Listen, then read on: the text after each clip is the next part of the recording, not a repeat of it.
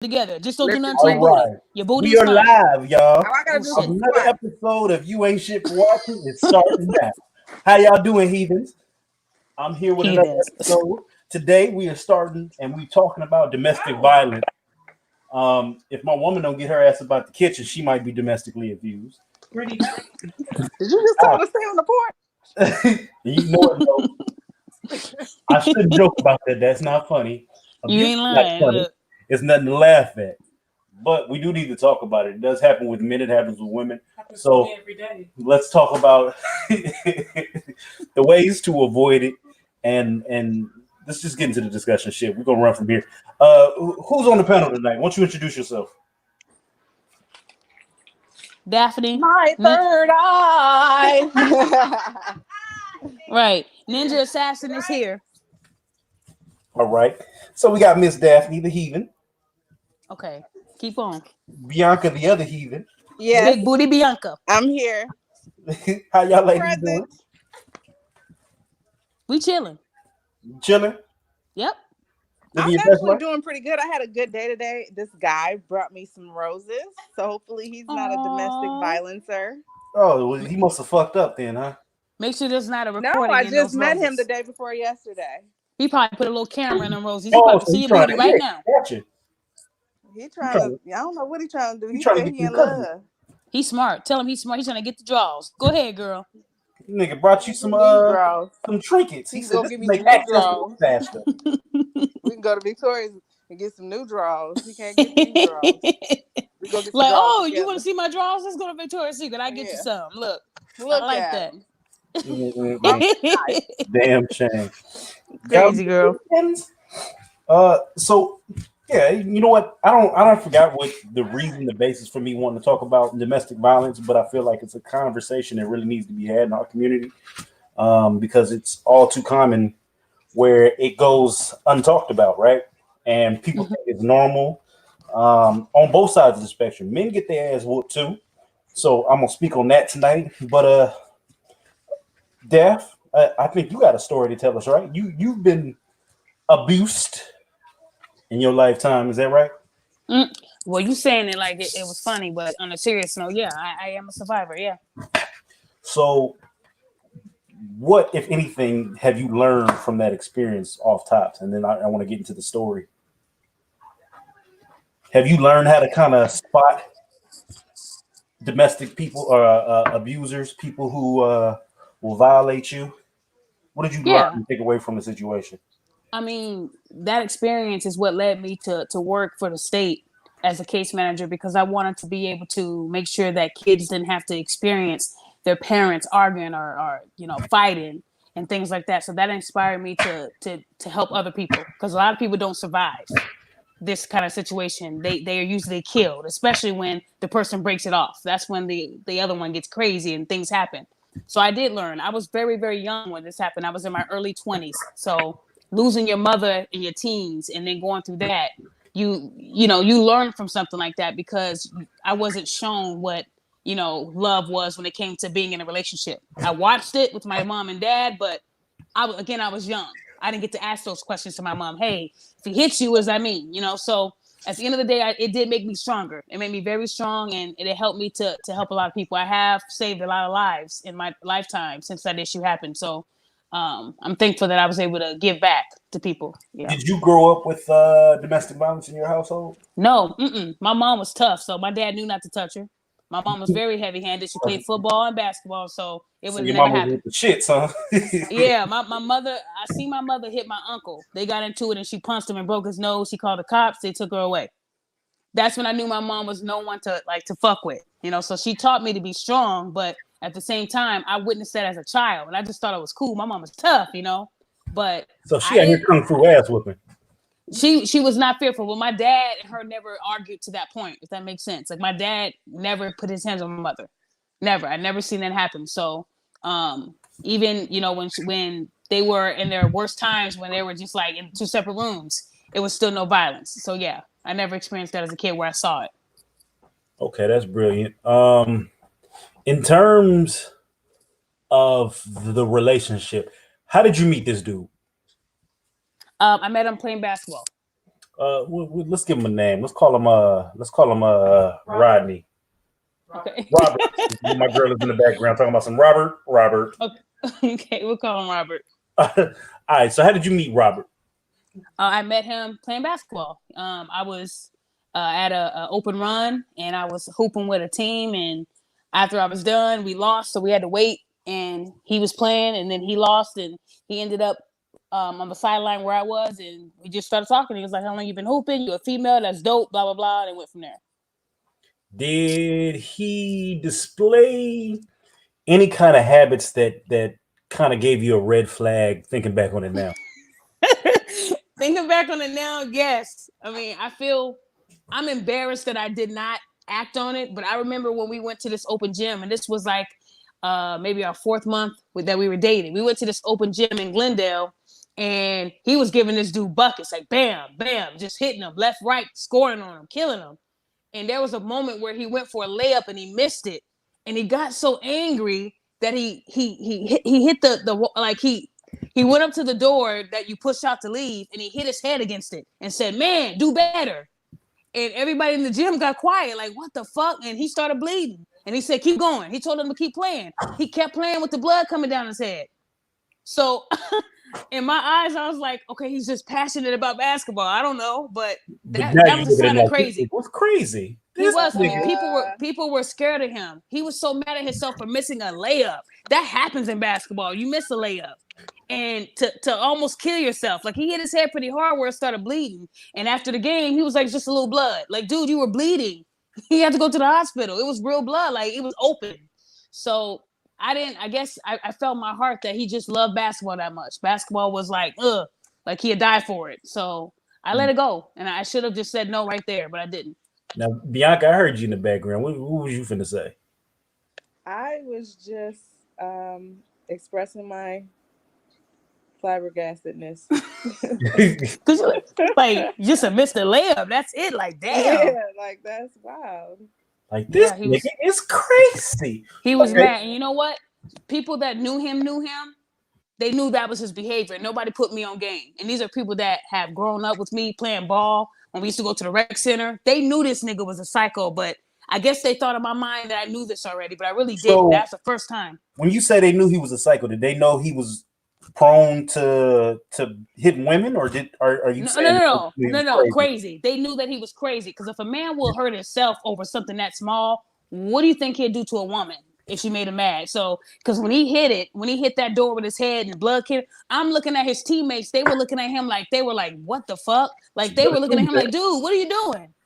Like, I'll never forget the way they were looking at him. Like, dude, what are you doing? You know, like, if somebody would have told me, like, that's normal for him, I don't think I would have stayed in a relationship. I'd have been scared. But, yeah, you got to learn. You live and you learn, right? Right. How long did you date this dude? 3.5 years. And when did the first punch come? Or throat grab, or whatever he did. Yeah, you don't even say that. Just to get your heads up, don't ever say that to a domestic violence person. When did the first punch come? Because it could have been a slap. It could have been him. My goodness. I'm just saying. No, I'm trying to help him out. I'm just trying to help him out. Okay, yeah, I'm learning. Yeah, because I don't know. He didn't first punch me, so I just assume a punch. Like, when I think of violence, I always think of a punch.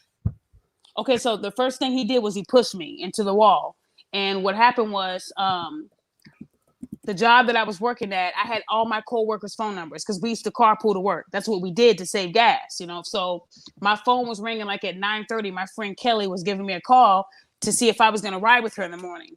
And he assumed it was a guy. So when I reached for my phone, he reached for the phone too, and I got it first. And he was like, give me your phone. And I was like, no, I know who it is. It's probably one of my coworkers, so we can carpool. And he tried to go for my phone, and I was like, no. And I was like holding on to it tightly. He was able to get it out of my grasp, and he just, all his might, pushed me into the wall. He pushed me so hard my elbow kind of like put a dent into the wall, like it was like some of the paint came off. And that's when I knew that he was crazy, you know. And I was like, okay, he's crazy right now. And then he picked up and was like, hello. And then it was my friend Kelly. Can I speak to Daphne? And he was like, she'll call you back. And then he hung up on her, and he told me, don't ever do that shit again. Like, when I tell you to give me your shit, you give it up. And I was like, okay. So then I knew that at that time that he wasn't playing games. He was dead serious. I could see it in his eyes. So yeah, it was a push. Damn. So what was your response to this? What went through your mind when this shit popped off? I was scared. I mean, this dude is 6'4", 220. He's an athlete, muscles in his neck, everywhere. Now, don't you have older brothers, don't you? No, I had a younger brother at the time. So my brother was younger than me. My brother, I'm 2 years older than him. But at that time when I was dating him, my brother was a senior in high school. And I wasn't going to put him through that. I didn't have no big brothers like, oh, we on our way, sus. My family's very small. So it wasn't a thought process of, I'm going to call my third cousin, I'm going to call my daddy. This was... So I don't know what my dad could have done, because he would have, my dad's not a fighter. I've never seen my dad put hands on anyone, and my dad has never been in jail. My dad has a clean record. He was a real father growing up. Like, he did everything he could to make sure that we saw what to do with life, but not to do anything wrong. Like, my dad never went to jail, so I knew my dad was going to be able to stand up to this 6'4", 220-pound man. I was definitely not putting my dad in that situation, especially when I didn't have a mother living. Like, no. So you thought this as the only way it could kind of the outcome was it had to be a physical confrontation. It wasn't a call the police situation, or I tell my dad my pop shoot ass. When he pushed me like that, I just said, I made him that angry. I'm not gonna do that again, because I don't want to see that side. So that's what was going through my head. I don't want to make him mad. At this point, we sharing an apartment center, both of our names. So I definitely felt like I was locked in. I couldn't just walk out. I didn't want to mess up my credit. Now, mind you, I was in my early 20s. I had very good credit. Like, my credit was really good. So I'm thinking, like, at the same time, we still got to coexist, because my name is on this shit too, right? Now I put a dent in the wall. That's something we're going to have to pay for. So I'm thinking, I don't want to make him mad like that again, where it could be worse. That's what I'm thinking. Damn. So when did it come across your mind, I can't deal with this no more? That was years later, because the abuse got worse. Like, if I played, when we would go play basketball, he would tell me not to guard a man too close, give him room. Because he felt like you were trying to push up on him or something? Right. And he would also, like, if I had the ball and I'm going to the hole, like, he would be right behind me, making sure nobody was touching me as I was going to the hole. For instance, like, there's this guy that I know, but he was gay. I told him that he's gay, but in his eyes, he didn't want to believe me, because he's one of them guys that you can't tell he's gay. He don't talk like that. He not flamboyant. He a hard nigga, but he's gay. And everybody knew that but him. So I went up for a shot, and it was a really dope shot. He slapped me on my ass. That was natural. Soon as he slapped me on my ass, bam, the dude was on the floor, knocked out cold. Now, in my mind, I'm like, he's gay. Like, you can't really look at it like that. But in his eyes, he ain't gay. That's a nigga hitting my girl on the ass. So knocked him out cold. They banned him from the park for like 5 years. And that was a park I've been going to since I was 16. So now he stopped me from going to a park I was going to since I was 16 because of him. So when he did that, I was just like, now I know that this dude would kill me if I made him mad. And he blamed that on me. He said, if you never would have went to the hole, he would have never slapped your ass. And I'm like, wow. So what did you want me to do? Just give the ball to him? Like, I just didn't understand where the jealousy came from, because it so scared me. That situation on you completely. It was all my fault. Then he said he don't remember hitting the guy. He don't even remember hitting him, and I'm like, what? Everybody, yeah. So I'm like, I ain't never heard of somebody blacking out not remembering, because I knew he was lying. But that just told me that this man gets mad over anything, so I had to be perfect. So you saw this as a situation where it was. You kind of internalized it, right? He wouldn't be whipping my ass. He wouldn't be placing his hands on me if I was behaving in the way that he wants me to behave, right? Right. Like when I spoke to you about this yesterday, and I told you that, most people say, well, what did you do? That's what a bitch ass person will say. Like, what did you do to make him hit you? No one should be hit, period. I don't care what I said to you. If I didn't put my hands on you, you should never put your hands on me. But I told you that there were times where I would come home and tell him a joke. And because he didn't get the joke, he would sucker punch me. Or when I told him the joke about, so Bianca, I didn't tell you this, but one time I came home from work and I thought this joke would be funny because I got it wrong. And I told him, what weighs more, a pound of feathers or a pound of rocks? He said rocks. He didn't think about it. He just instantly went for the rocks, but they both weigh a pound. So it'd be both, right? And when he said rocks, I looked at him, and I looked at him because I said rocks too. And instead of him laughing with me, He punched me in my face and dislocated my jaw. Bam. What? He hit me. I've never been hit that hard in my life, and he hit me so hard that you can hear my jaw like crack. And then he got up, went into the bathroom, and slammed the door. So I drove myself to the ER. So to this day, when I yawn, my jaw, it pops really loud because it's never been the same. He really fucked me up with that. And all I did was tell him a riddle. And to me, it was funny because I got it wrong too because I wasn't thinking. And to him, I was insulting his intelligence. He said he hit me because I insulted his intelligence, and I'm never to do that again, which I never did. But he hit me that hard, Bianca. My shit was out of place. What time He would frame? have woke up without a dick and his intelligence. What'd you say? What'd you say, Donnie? No, go ahead, Bianca. What'd you say? I wanted to hear what she said. I heard this. No, I'm saying like that's insane. Yeah, but I get it because it happens. Yep, crazy. Petty, right? Because when people say, "What'd you do?" Well, you should never told him the riddle. Me, I'm thinking it's funny, because I didn't think either. But yeah, he hit me that hard. There was a time where he told me to sit down, and I told him no, and he walked up to me and he uppercutted me. Nigga said uppercutted you, not push you down. He uppercut. Nope, out of nowhere, like he would hit me like that, huh? Like Ryukin? Well, what? No, we're not finna use the brain. Oh hell no! It's from a video game, Street Fighter, where character throw uppercut and come in flames. She's so crazy, Bianca. We gonna fight, girls. So yeah, he definitely did that. Hell of an uppercut. Yeah, he didn't use all his strength, but yeah, it was a nice little uppercut. Like I said, he got me. He didn't use all his strength like that was a bonus. Like he could have uppercutted me much worse, but he could have. So wait, remember, he punched me when I said the riddle. I know how hard he can hit. Go ahead, boo. Did you ever hit him back? No. I mean, like I said, Bianca, at that time, I was in my early 20s. So I started dating him when I was 21. Okay. Mm-hmm. And at that time, I was much smaller because I didn't get thick until over the years when I started really filling out. But at that time, I was still in my basketball shape where I was just, thin, and I didn't really have. He's 6'4", 220. So if I would have hit him, it wouldn't have did shit. It's not a competition, me against him. I'm only 5'4.5". He's 6'4". So I never seen a woman my size like take down someone like him. He was a big guy. And then I had to think about my family because he would threaten to kill them multiple times. And I believed it. So not only was he putting his hands on you, he was in addition to that threatening your family. Like what was he doing? Like, he was threatening your father, your brother. You already lost your mother. You want to meet her? And I'm like, what? I was like, he is crazy. He knew my brother was no match to him because my brother, was still in high school. He was a senior, but he didn't get buff again until over the years when he went to college. That's when he got bigger. But my brother didn't know what was going on either. But my brother knew goons. I just still didn't tell my brother. I didn't want none of my family involved in it because we already lost my mother. And I didn't want to be the reason that he hurts my sisters because I have 2 other sisters that I know wouldn't stand a chance against him.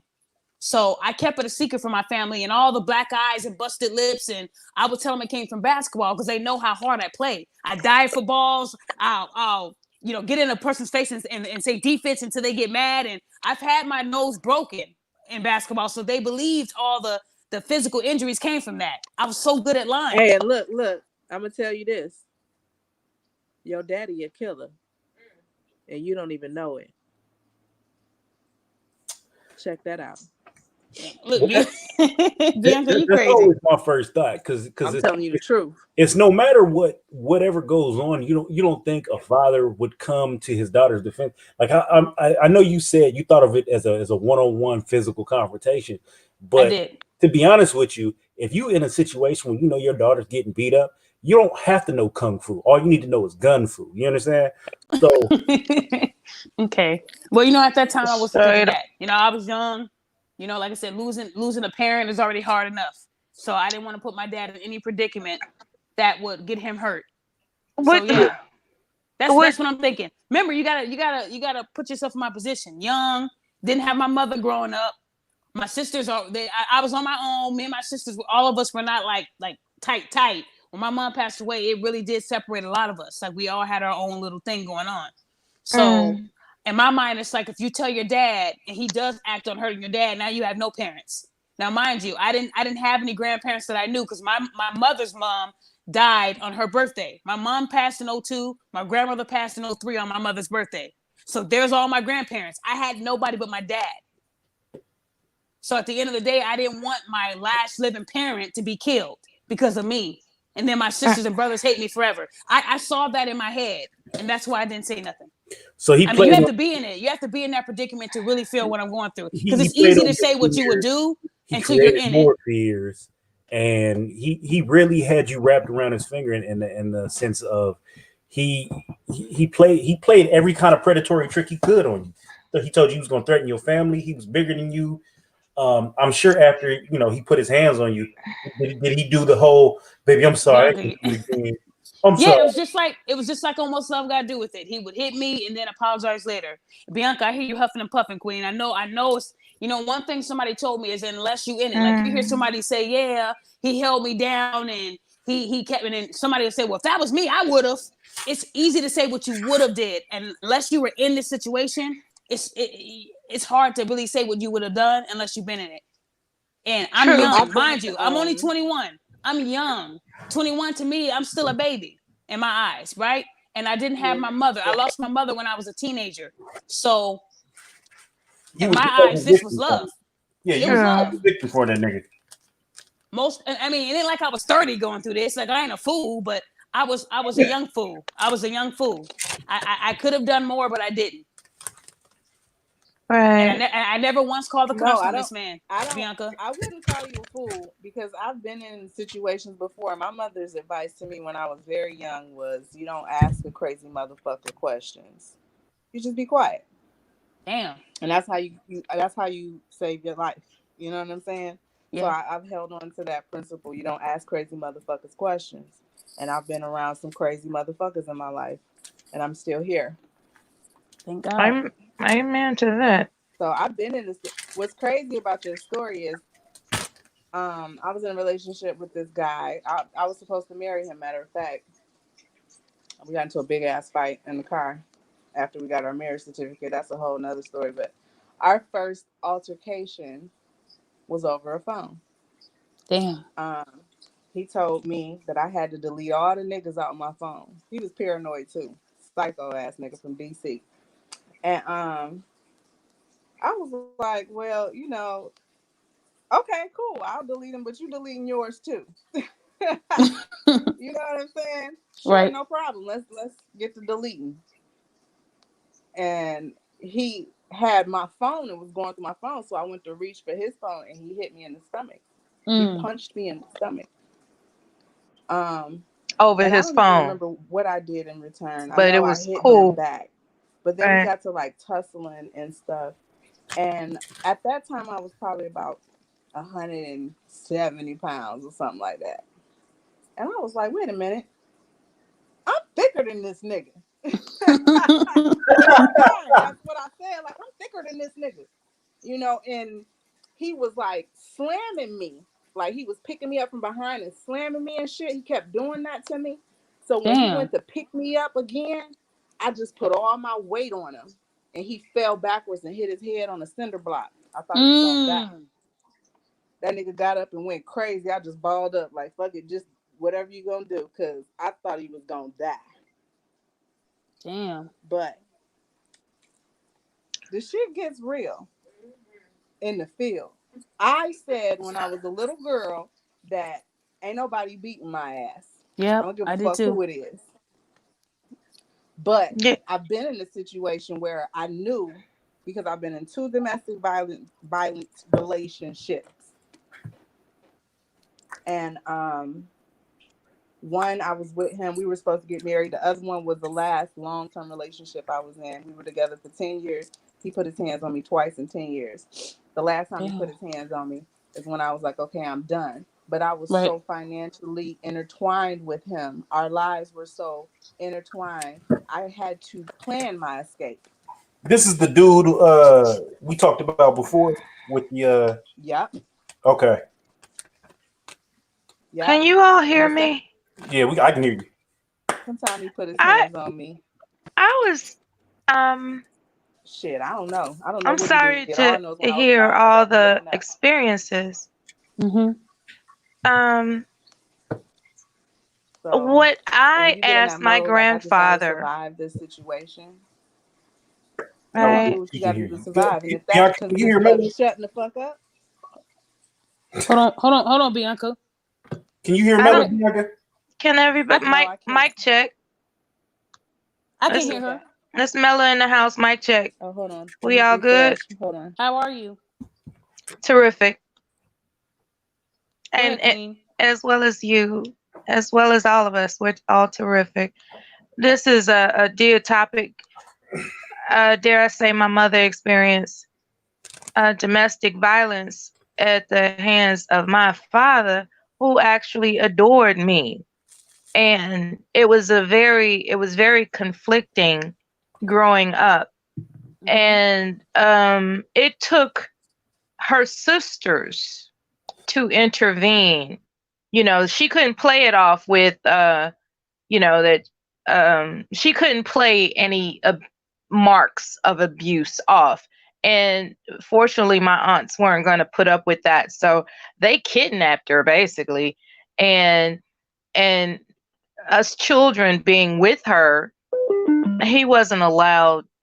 Um, you know, I don't know what type of paperwork they had or whatever, but they remained married. And but they basically took her back to grandma's house. They took us all back to grandma's house, and you know, they knew that it was a full arsenal, and he was gonna get his ass shot off if he tried to play any games. So he started doing stuff like harassing phone calls and things of that nature. Now, what I do recall the most, I heard she was abused, and I do remember a lot of yelling. But the only story that is faintly familiar, because we were all taken away to grandma's house when I was 3 years old, and what was familiar was I remember him throwing us all, not throwing us, but you know, he locked us inside of a room.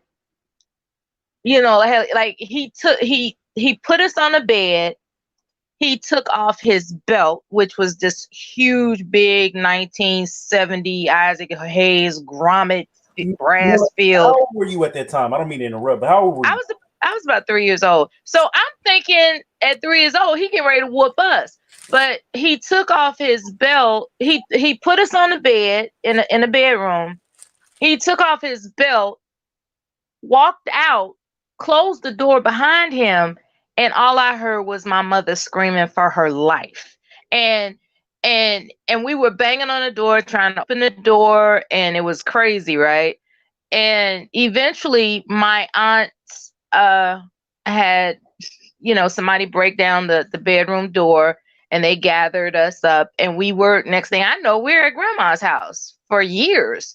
And for years he was always calling, but they didn't allow him to speak to us until I was 4. You know, because I do remember that. I remember when I, on my 4th birthday, you know, I was just happy to hear from my daddy because he was always good to us. It was just that he just had this issue with my mother, and it has something to do with her not tolerating his infidelity. You know, like it was like, I can do it, but you can't type of thing. It was Like she was just supposed to watch him go out, sleep with these women, come back and be a doting wife. yeah, it was that kind of thing. And she was much too beautiful to put up with that, to be honest with you. So I guess he wanted to beat the beauty out of her. And you know, I mean, knowing my mother, most likely she had an attitude of, do you really think I'm going to stick around? You know, when I have options type of thing, you know. And eventually I absolutely saw no signs of her being physically abused. There's only stories and one remembrance.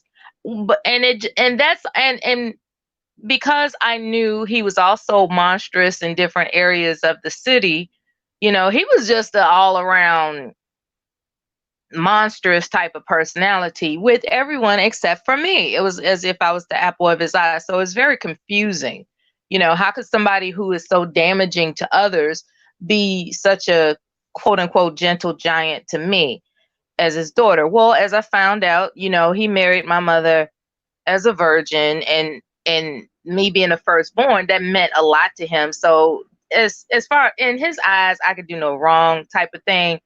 But I still grew up kind of confused. It's like, no, that's all cute, but you still put your hands on my mama though. What, I don't know whether to love you or hate you.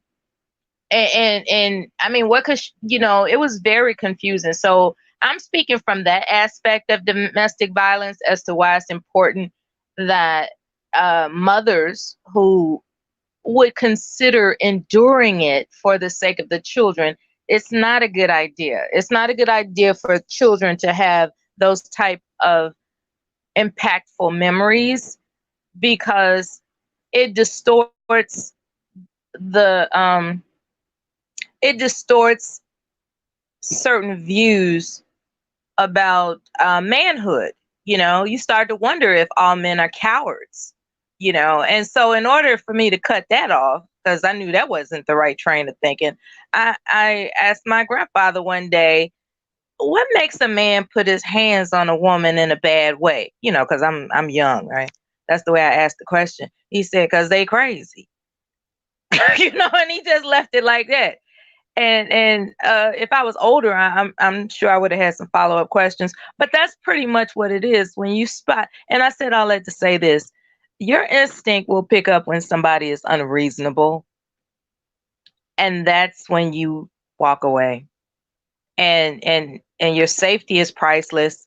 I know it's difficult to be financially entangled and to have children to chase after. I understand that. I do. It's very intimidating to be on your own, like God forbid he's supplying everything for you and you're just, stuck. You're never stuck. And I'm speaking for anybody within the sound of my voice who may be experiencing even something as small as intimidation. There's a 1-800. There's a toll-free number in the chat that I put in there. You can just call that number and anonymously talk to somebody. I don't think they're gonna remap your life, but it's important to get it out because some people are too embarrassed to ask their family, like, what to do. So there are options to get away. You don't have to be devalued as a human being by somebody crossing boundaries that are illegal. And that's all I had to say. Thanks for listening. I appreciate it. Okay. So Mela, let me ask you, with that growing up, that being said, did you feel when you got older, did you feel like if that situation happened to you, you didn't speak on it, so I assume it didn't, but a domestic violence situation that happened to you, if it did, that you would be protected by the men in your family or by the men around you?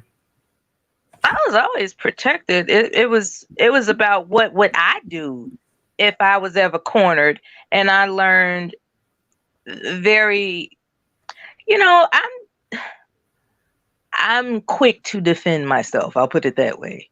I'm well equipped to defend myself, and I learned that at a very early age, and the expertise has increased over the years. So I'm not one to put up with romanticize, I know I can fix it type of things. If it's not working, I'm out. So what you trying to say, Melly? You keep grits cooking on the stove? I haven't tried that one. I haven't had to. I've been fortunate enough to not have that, and I just wanted to talk about it from the perspective that I have observed it. That's all. Okay. What's up, fellas? I see y'all popped on. How y'all doing, Dre and Don? How you doing? Good evening, everybody. Y'all got some healthy contributions to this conversation? I'm just like that. I notice when we have these conversations and they talk about domestic violence. Here's the question: I would like to know, like, have any of you women ever witnessed, like, say, like a incident happen, and you'd be like, well, God, dog, you know what I mean? This dude did everything in his, what possible way to avoid a situation, and I mean, she just brought it on herself. I just want to know that anybody will actually come out and admit that they've actually seen an event. I know somebody Like, personally that happened to, but I didn't see it. I had no reason to believe he was lying to me about it, but he was talking about his wife was beating his ass practically every day. Like he would get slapped out of his sleep for no fucking reason, like every day, and then on the weekends it could be a gun to his face, and she was just a thug missus. I don't know what it was, but I saw the difference over time. And well, yeah, answer this question, two-part question. Now, okay, you say you don't have anything, but have you ever like heard of like female friends of yours talking about how they've hit men? No. No. Okay. Just wondered. I just always wondered, like, do women have actually like, yeah, you know what? He got on my nerves. I slapped his ass or whatever. You know what I mean? I've had women tell me that before that they hit their guy. What about and, you? What about you, Daphne? Do you do that? Do what? Hit your dude? No, he ain't never gave me a reason to do it. He ain't never put his hands on me, and I ain't gonna put my hands on him. His mother taught him that if I did put my hands on him, he used to fight back. So I already know what it is, because he knows I hit hard. I hit very hard. Like I said, me and my brother, we used to play a game called hits. Well, he hit me and I hit him. We'll try to match the strength. So I know. Ignorant. Okay. So, as I got older, I thought I was tough. So, but yeah, I've had friends tell me like, yeah, he wouldn't give me his phone, so I hit him. And then what'd you do? Well, he knew not to hit me back. After I hit him, he knew not to hit me back. Because if he do, I'm gonna call 911. I'm like, what kind of shit is that? Like, you can't hit a man and expect him not to hit you back. Like, I was taught that you got to be careful because all these men are not just gonna let you hit them and they're gonna walk away. Like, they will hit your ass back. So, like I said, but in my case, I never put my hands on him to be hit. He was hitting me because he was insecure. He was hitting me because he was abused as a child. So this stemmed from his mother not loving him enough and taking out her frustrations on him when his dad left and got married. And it wasn't at the point of him leaving that made her mad. It was when he got married to another woman and she was white that she started beating his ass. So I think that when he would get mad, he would picture me being his mother. And I think that's why he would beat the shit out of me. What he was doing to me is what he couldn't do to his mom because he was a child. He would get mad at you and he would switch over to his mother and use you kind of like I think that's what he did. I mean, I didn't know. That's an interesting perspective. You know what? And that's why I forgave him, because I felt bad for him. Like, I keep telling you the story about when his mom got a cheese grater and grated his face. What kind of shit is that? That's torture. She tortured him. Why don't you tell us how you escaped that situation? Let's because we didn't get that. We didn't get into that situation. So how did you escape? So the abuse was very strong. And like I said, it's easy. When I tell women my story, they say, well, yeah, if that was me, shut the fuck up. It wasn't you. That's the point. That's the worst thing you can say to a domestic violence person, that if it was me. Because unless you were in that situation where you were getting your ass beat, your life threatened, you were stabbed, your jaw got broken, you dislocated everything on you and pushed you down the stairs, almost broke your fucking neck. Until you go through that, you can't say shit to me. It's like me telling somebody that got raped, I understand. I don't, because I ain't never been raped. So that's the worst you can say to someone. So I'm just going to put that out there now. But after 3.5 years of abuse, and mind you, it didn't happen every day. There were days where there were good days, and then there were days where there were bad days. But I never once called the cops on him. And when people said, why? You could have had him locked up years ago. True. But I knew him being a black man and living in Arizona, that's a death sentence for him. All it takes is one call and them showing the bruises and him getting charged with that, a felony. He'd never get a job. His life is ruined. I thought about his life over mine. So one day, we got into an argument. He punched me in my eye and he left. When he left, I knew that he'd be gone for a little while. He's probably going up the street to go shoot the ball a little bit. And he would do that for hours. I called his dad and I said, look, I know you're going to be upset at me when I tell you this, but your son has been beating my ass for the past 3.5 years. And I'm tired. I said, I'm tired of being his punching bag. I said, I don't know where this anger comes from, but he hits me for no reason. He thinks I'm cheating. He goes through these spurts where I don't know who this man is. This wasn't the man I first met. He said, Daphne, I'm sorry. I blame myself. I'm like, what? I said, what do you mean you blame yourself? He said, my ex-wife used to torture him as a kid. And I know he did because he would tell me. He said, when me and my ex-wife, when we both went our separate ways, everything was fine until I got married. And when she found that I remarried a white woman, I think that's what set off her craziness. And she took it out on my son.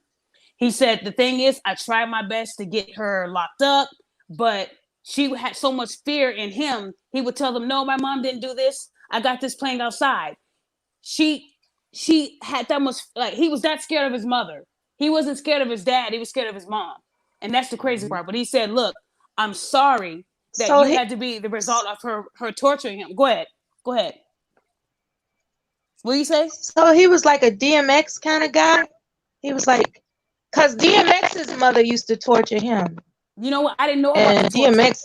See, I think in our relationship, when we first started talking, because we talked for a few months before we got serious, I think he should have told me that, especially when I told him how my mother died. When I told him that my mother was a quadriplegic and she suffered for 2.5 years before dying on us, that's personal. I think at that time he should have told me about his crazy ass mother. Maybe that would have made me pause, because I didn't know his mom tortured him. His dad had to tell me that. Like, what the fuck? That's something I should have known. But I'm glad I didn't call the cops on him. But anyways, his dad said, I am on my way. So we hung up, and then like maybe 45 minutes later, he comes in the house after shooting the ball, and then he's fine again. You okay? What do you want to eat? So I'm like, oh yeah, I played the game because I knew his dad was coming. So maybe 25 minutes later, we get a knock on the door. He's looking at me. I know who it is. So he's telling me to stay back. And I'm like, what? Because nobody really comes over. He looked in the peephole and was just like, when he looked in the peephole, he gave me this look like, bitch, I'm really going to fuck you up when he leaves. But I knew that he wasn't leaving alone. So when he opened the door, he was like, yeah, what's up, Dad? He was like, pack all your shit. He had two suitcases, and he dropped them and said, put all your shit in these 2 suitcases. He was like, Dad, what's going on? He said, listen to what I'm saying. Do it now. And I'm like, damn. So I'm acting like I'm shocked, but I knew why he was there. So he was just like, I'm not going anywhere. I'm gonna say one more time. Now, mind you, his dad is taller than him. His dad was probably like maybe 6'6", 6'7", way bigger than him. His dad used to be an athlete too. So he wasn't gonna sit there and try to challenge his father. So I actually felt good. I wish I could have told him how I felt right there, but I didn't. But his dad was like, I ain't gonna tell you again, pack your shit. He goes in the room and starts packing his stuff and putting it in the suitcase. He said, bring your suitcases down to my car. He did. And then he shut the door and he held my hand and he looked me in my eye. And he just started crying. He said, look, this is my fault. He said, but I want to say thank you. I said, why? He said, because you never once called the cops on my son. He said he would have never had a chance. All it would have taken was one call. He said, but I wish you would have told me at the beginning he was putting his hands on you and I could have stopped it early. And I said, I'm sorry I didn't tell you. I'm sorry. He was just like, I feel bad. He said, I feel bad. But he said, I want to know everything that happened. He said, but I'm going to take my son to the airport. I'm sending him to Oregon to be with his brother. He needs to get away. He said, but like I told you on the phone, his mother tortured him for many, many years because of her anger for me, because I left her and married a white woman. And I think it was the white woman that did it because she don't like anybody white. That's how she grew up in the household. Yeah. Did he have a job? You know what? When I first started dating him, he was a personal trainer part-time. And then for some reason, he stopped working. When I had a job, he was more focused on who I was fucking at the job. He wanted to make sure that no man was looking at me at the job. His job was watching me. So I would say he had a job that didn't pay any money. It was watching me. Oh, okay. He had a lot of time on his hands. A lot of time. Okay. A lot of time. There were times where I would go to work. He'd go to the gym that was a few blocks away and shoot all day at that gym until I got off work. That kind of crazy. Shoot all day. I'm at work 8 hours. Sometimes I did overtime. And as soon as I was done, I was to go pick him up from the gym and then we went home. So that's how crazy he was. That's how crazy he was. But I saved him. I feel like I did. And plus you were young and he isolated you. He did. It was a terrible storm that you went through. But you know what? I felt more bad for him because his black mother abused him as a child. He was so scared of his mother that he couldn't even tell the CPS workers that his mother was beating his ass. You know, when she took that cheese grater and started grating his skin, and you could see the white meat. When his father told me that, I cried. This was a little boy that didn't deserve that kind of torture. Now, mind you, she had a daughter too. The daughter never got one hit, one slap, one nothing. It was him. He looked more like him and his dad were like twins. So I can see where the anger came from. I'm mad at the husband, the ex-husband. So I'm gonna take it out on the son. That looked just like him. So basically, the mother, not even the fact of that, but you don't that you know, and that's a all true crime and story with a lot of young boys, because I'm pretty sure if you asked his father, he couldn't get custody of his son because it didn't matter what the woman did. They wasn't taking that kid away from her for no reason. I asked him, I said, how come you didn't fight for your son? He said, if it was that easy. He said she had him so trained that when that CPS worker would take him to a private room, she would come out of there like, there ain't nothing wrong with that boy. He loves his mom. He don't want to be with you. Right. That's how powerful it was. But mind you, he went through that for years. So I was the guinea pig. See, I was the guinea pig. So when he would get mad, I would be the person he would punch out. Everything he did to me is what he wanted to do to his mother, but he couldn't because he was a kid. So I forgave him. He actually said he was sorry. 2 years after he ended up going to Oregon, 2 years after that, he sent me a long email. And he said, the subject said, you saved me. And I was like, here we go with this bullshit. So I opened up the email and he said, look, what I did to you, there's no excuse. He said, I'm a piece of shit.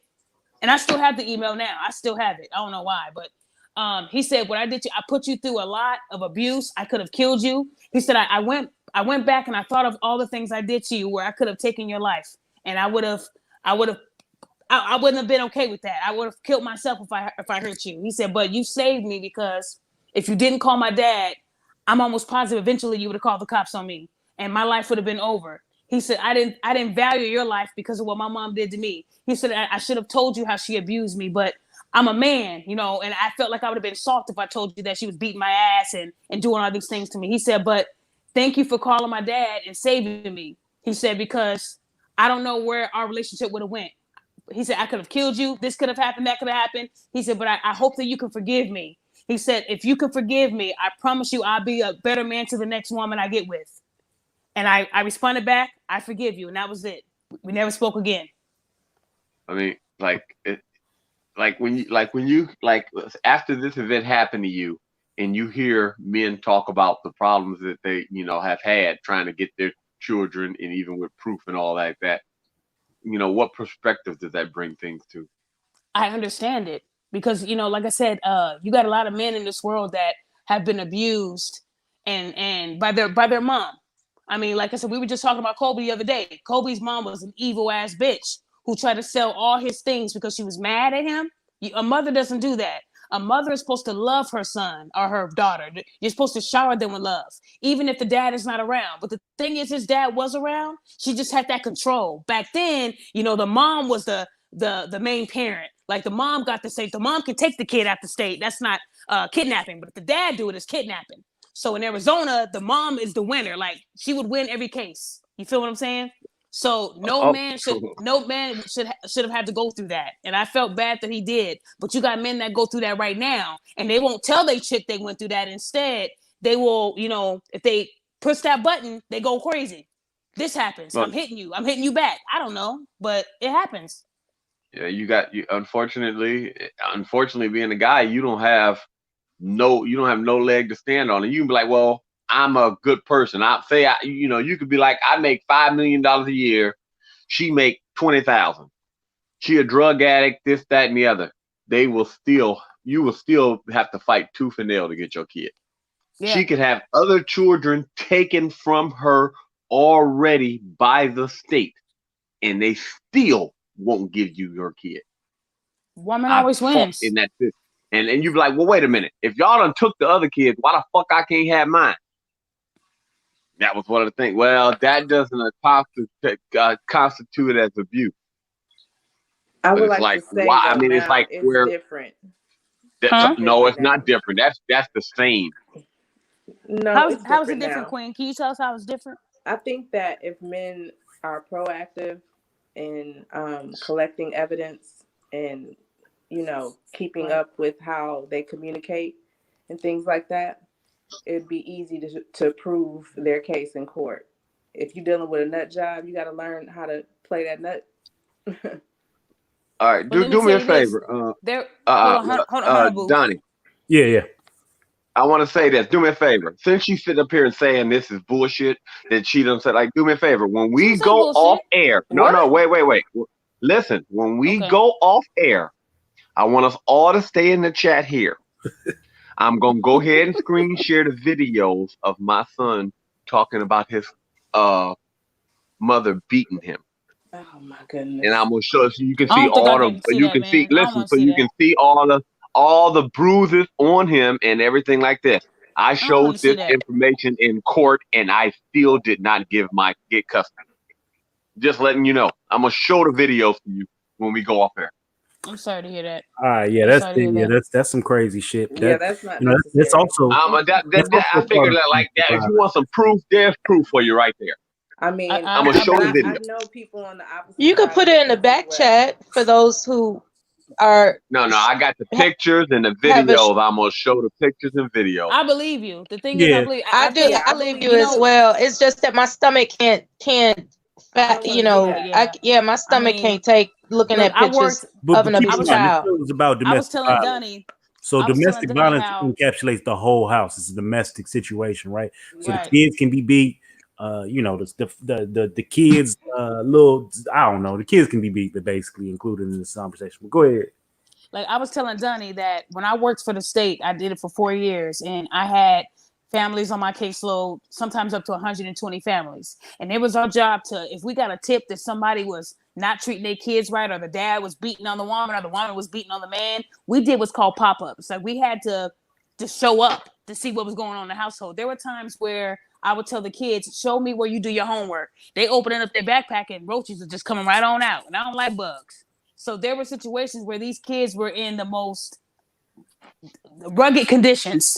And then you had the dad that would come out. And when the dad would come out, they were like at attention, like this was like an army place. Like they were scared of him. And you can tell that he was in full control. Is your dad feeding you every day? Has your dad ever hit you? No. I knew the lies because I used to lie. No, he never hit me. No, that's for basketball. Oh no, I dove for the ball and bam, his elbow went right in my eye. I was good at lying. So we knew when these kids were lying to us. And because the dad had them so controlled, I would say, I'm gonna come back. Or when we leave, I'm gonna stand by and listen and make sure I don't hear anything. Because I remember when people leave, that's when the shit really happens. So there were times where we had to go and pull kids out of homes because they were in domestic situations. And it was bad. Kid pulling for his mom. And we had to yank them. Cop had to help me separate them. That's the hardest job I had to do in my life. So I don't want to see your son doing that, because that's why I stopped doing the job, because they had me going to the hood and people will kill you for trying to take their kids out, even if they know they wrong. Even if these parents know they fucked up, they would still shoot you in the fucking head for trying to come get your kid. They don't care if the cop is with me. They shoot both of us. So I pulled out of that job because I felt like they didn't pay me enough to risk my life. That ain't about that life. So after 4 years, I was done with it. But there were some really bad conditions. I mean, bad conditions. Even when it was a case where the dad was touching on a child, it was the hardest job I had to do in my life. But I took that job because of what I went through, 3.5 years of abuse. So I knew what to look for. It made me stronger. It really did make me strong. But I'm just saying is most of the time the men are not giving the women are giving a lot further leeway of that. Men are not giving credit when it comes to that at all. I mean, I didn't give women leeway. Like if I felt like the woman was fucking up, I held her accountable. Exceptions to the rule do not prove the rule invalid. All right. What? This isn't a male female type thing. This is like a No, I'm just letting you know. It's just when it comes to trying to get, like when you see like in cases like that, you would think, after a certain amount of evidence that you would see, most of the time, still nothing happens. One thing I was taught when I worked with the state is, if you get the right judge, it all depends on that judge. Exactly. You can get a male judge, a white guy who his daughter's dating a black man and he cheated on her. So now he hates y'all niggas. So he gonna make sure that, and it's sad, but if you get a judge on the wrong day, you get a judge on the wrong day. But I've also seen, like my brother, I went to court with my brother because he wanted to get his daughter, he wanted it to be 50-50. So not only did he get 50-50, but the baby mama had to pay him in child support. That was probably one of the best cases I ever went to. My brother did a backflip. He did a backflip in court, and the judge was like, "I'm gonna hold you contempt." I'm like, dude, fuck that. My brother didn't care at that point. It felt good to know that he won. He had the right judge. He told the judge, "Look, here's all her social media." I told my brother how to do it. Every time she posted on social media that he's a deadbeat ass nigga, we printed that out. We had the videos of her getting drunk. We had signed affidavits from the grandmother saying that I watched this kid majority of the time. Shit. I showed my brother how to do it, how to play the game.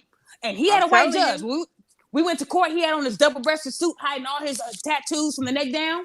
He came in there with all the facts. And she was in there battered. She had on a good wig. She tried to look like she just came from church. Jeez. And I know that's not who she really is. Mind you, I'm looking at her like that's not the same one. I keep going back to that movie Sprung. Remember when she came in there like she looked like a battered church girl and we knew she was lying. But she told the judge, I'm scared of him. He has so many tattoos and, he has a felony. She tried to make my brother look like he was a piece of shit. So I told my brother, hit her with the facts. So he said, here you go, judge. Gave him the folder. Judge looked it over and was like, wow, you look totally different than these pictures I'm looking at right now. Well, judge, that's my past. Well, no, this you posted about a week ago. So you think somebody hacked your Facebook? And then she stayed quiet. So my brother was like, go through all the text messages, sir, and all the Facebook posts of her calling me a deadbeat ass nigga. Like, I've been there for my kids, sir, and she's telling everybody on her social media that I'm a bad father, and it did affect me because a lot of the people she's friends with, I work with. So now they're thinking I'm a bad father. So not only is she making me look like a bad father, but it's messing me up on my job. He was like, wow, you have a lot to say about him. Wow. She was like, sir, all that wasn't me. My sister, sometimes they get a hold of my Facebook. And he was like, no, I'm not buying that. He said, so what we're going to do is we're going to do this 50-50. That's how we're going to do. He said, not only that, I'm looking at your pay stubs because they both had to submit what they're making. Now, my brother, he did have a felony because he was playing with a BB gun and it went off and it hit somebody in the eye. They took away his scholarship. He got fired from his job. So at that time, he didn't have a job. But he did have a way of supporting his kid because he had a side hustle. My brother was working on cars. He was doing what he had to do. And she's making more money. So he said, not only that, you're going to pay him $98 a week. So when she was like, wait, so I got to pay him? That's not fair. He's supposed to be paying me. I'm the one that had the kid. He hit that thing down there and said 50-50 custody, and you're paying him $98 a week. So my brother got up and ran down the aisle and did a backflip. I was just like, this nigga crazy. But I saw that happen because he came with the facts, but he had the right judge. Then you might have a judge that might be an asshole, but you couldn't ignore those facts. He might. Everybody need a sister like you. That's what that sounds like more than anything. I told my brother, because my brother, he's stupid as hell. That's why. Not right. Nobody. If he didn't have somebody like you in his corner, he probably would have never got that. But so I wasn't his attorney. I just told him what to do. Well, yeah, he had the checks going to my house. So I thought it was funny because he had the checks going to my house, but it was the fact that he won something. He put it on Facebook, 50-50. All he put was 50-50, and it went, and everybody shared it because it happened. So not all women win. If you have the right facts, but how many guys are saving receipts? Because at the beginning, she might not be nuts at the beginning, But no. He only won because of what, though? He had the facts. Right. And because he had the proof. Well, yeah, I did help him. Yeah, you're right. I knew what to do because I was working with the state. A lot of people don't know. Okay. But still, at the end of the day, the judge makes a decision. I don't. He don't give a fuck that I was in there. I'm not his attorney. I'm not his lawyer. I'm just a sister. I'm there for support. So at the end of the day, he still could have had an asshole judge, and it was like, well, you know what? Let's continue this case. Some of them do that just to do it. They look at my brother's record. Is that your? Is it a nephew or a niece? This was my niece. My brother has all daughters, so this was his. Okay, this was his firstborn. Yep, she should be thanking you because that's from what it sounds like from you saying in this story is you gave him so much information that helped him. Yeah, that's really what I understand that you're saying it was probably might have been fair. No, the way you talking about the way you told him what this and having all this stuff documented like that. Now, the only reason why his niece is with your niece is with him is because of you. Yeah. I wanted to make sure that he got his child, and it's any man can get help. It didn't cost him nothing to go to me and me to tell him how to do it. I just knew how to play the game. I knew she was dumb enough to post everything on Facebook. Right. Facebook will get your ass in trouble. You know, But it like I happens. said, Men do win. And then if you're having an issue with winning, tell me what you're showing them and tell me what the judge is saying. Because sometimes, like I said, you can request a different judge too. If you feel like you're being lowballed, get you a new judge. You will have every right to request a new judge. You do. If you have the facts, I can help you. It's not hard. But sometimes you're just like, you don't know. You don't know how far you can go. You feel what I'm saying? Yeah, you don't know the And route. So, but also too, not everybody got a you in their corner. So, Judge, I mean, since we're on the conversation of domestic violence, right? Your baby mama pretty much ain't shit. We've established that on many shows. Oh, yeah. Before. What kind of shit did she do to the kids that we, you know, whatever you feel comfortable talking with? Well, what kind of stuff did she do? Well, after the fact, let's see. You know, like he was staying with her, but then we were separated. So basically, he was staying on the east side with me. So every morning I'd get up and take him all the way because she wouldn't allow me to, transfer him to the school here. She was trying to go to school to get her LPN, and I'm like, well, shoot, why don't you just let me keep him for a year, while you can focus on all like this, focus on school. You don't have to worry about. No, she didn't want to do that because she felt that I would try to go after her for child support or try to do some type of. I told her, I said, well, listen, there, crack. You done, done every kind of sneaky, conniving shit, and I ain't never done nothing sneaky, conniving to you yet. I remember the main time with this event that I'm gonna show you the pictures of that happened is he had been with me for about 2.5 months. She had called me because a lot of times she would call for weeks at a time. She called me. She picked him up from school that day because normally I was volunteering at the school, so like that's when it's like, so you volunteering at the school 3-4 days a week. All of the teachers and the people, the principal, assistant principal, they know you, especially you're a black male. How many black males volunteer at schools? I mean, think about it. So we go there. The first day when after she gets him, I look at all the marks on him. I'm like, oh hell no, I ain't sending him to school like that. Then I'm like, well shit, I'm gonna be, so I'm like, fuck it, I'm just gonna take a video. So I got video of him standing here talking about what's going on and all like this. So okay, cool. I remember now rewind that before she even got to that part. She told me that she had just tripped and she might have just whipped his ass. I don't know why she got mad. She was that mad over something stupid he did. Now think about it. You ain't seen your son in over 2 months. How the fuck can he get a whipping in a couple hours? You understand what I'm saying? You would think it would take a lot to be all ready to get a whipping in a couple hours. But then she started blaming what's that diet drug that was going on that everybody was taking for a minute. It's like that one where you go into, like, you go to them health centers. It's like something, is it Adderall or something? It's something that they say sometimes called the mood swing. Adipex. There you go. Adipex. She was taking that shit. And I remember she was, she said that that's what it was. And then girlfriend already had bad attitude already as it is anyway.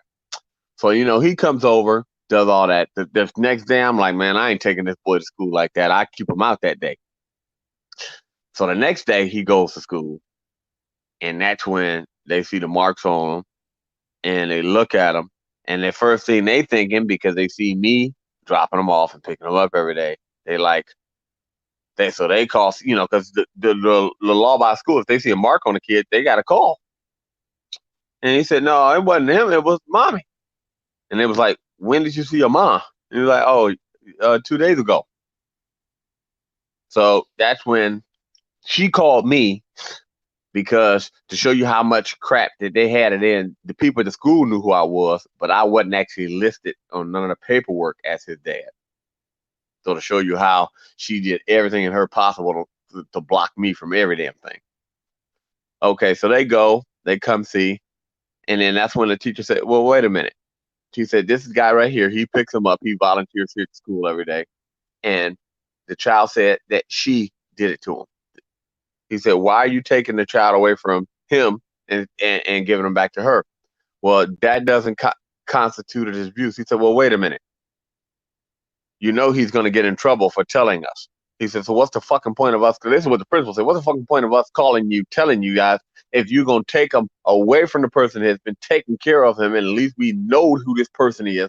We spend multiple hours with this guy because he volunteers in our school, and then you're going to give him to her. Well, that just doesn't constitute as abuse. I said, well, you know she has other kids that the fathers have custody of their children already. That doesn't mean anything. I said, well, so, I mean, here's the question.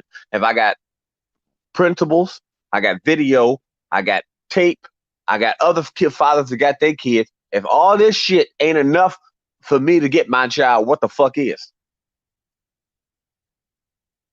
I mean, like literally, they said I told him if that would have been a guy, think about it. If a guy, all you have to do is say that he hit the child, he's not getting the child. Like, look at you, Donnie. Say in your situation now, say you and your girl took a turn for the worse, and 6 months from now, she tried to throw you under the bus. She said, Donnie hit our baby. Do you realize how long she can tie you up on an accusation? I got proof, video, past history, all of that shit, and that wasn't enough. Damn. That when you really think about that shit. I got proof, video, past, you know what I mean? It's like, well, each case, and this is what they tell me, each case is different. I was like, what? Now, did you ever call CPS or did CPS? CPS, I brought, wait. A CPS was the one who was at the school with me. I had a meeting the next day, like with them, and they said, well, because I tried to sneak and record that meeting while I was there, and they was trying to say, well, that technically doesn't constitute as abuse. I said, well, why her other kids ain't with her? The fathers got their kids. I said, you would think that'd be an open and shut case right there, right? No, well, you know, we can't look into the other case and when it involves in this one. I said, if it was my background, y'all could look into it and try to find something to discredit me. Why can't y'all do the same thing to her?